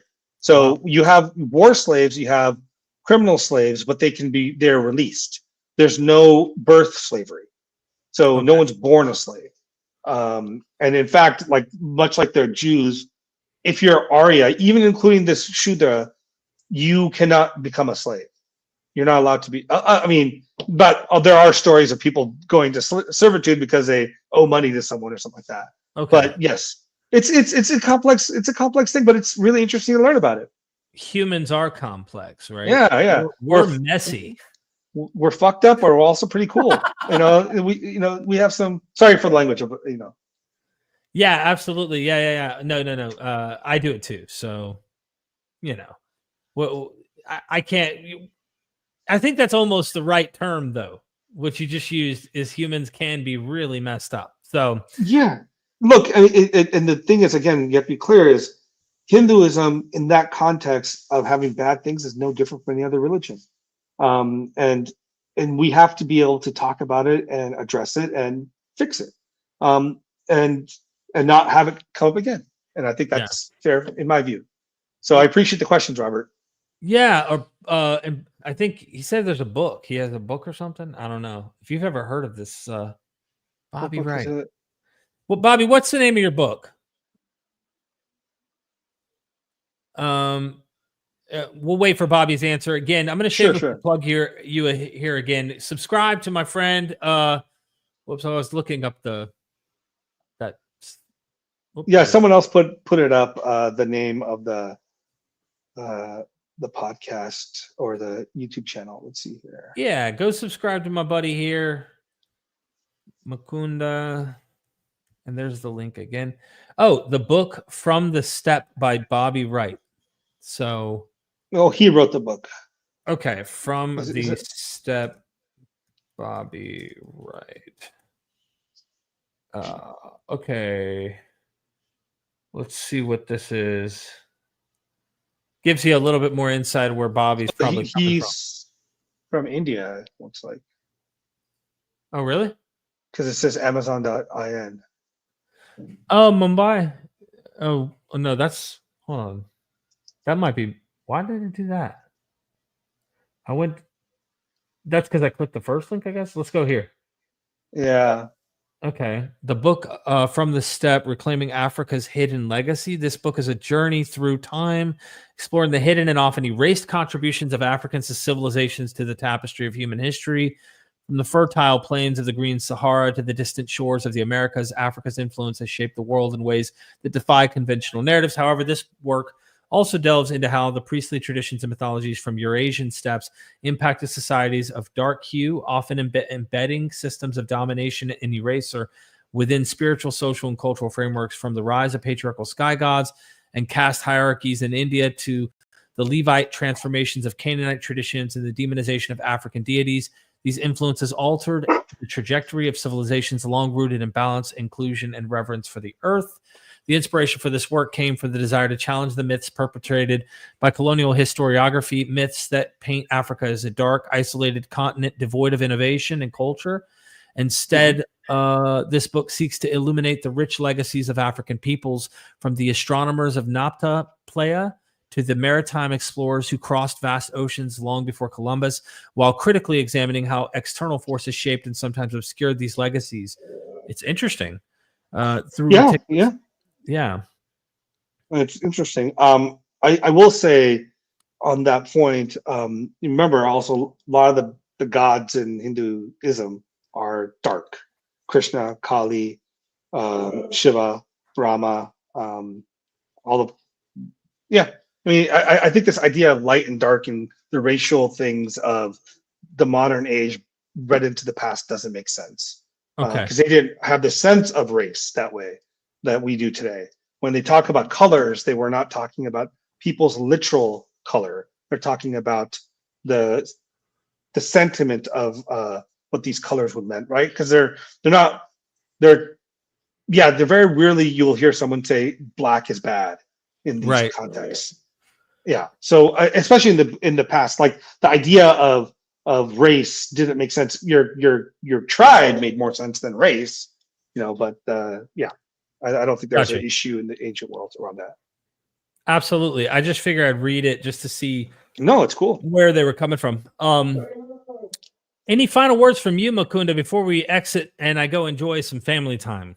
Oh, dude, no, I love this. I thank you for your time, man.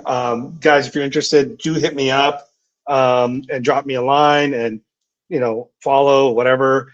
Derek, this is awesome. I would love to do more of these with you and just, this is cool stuff. Learning more about this stuff, talking to people, building it out.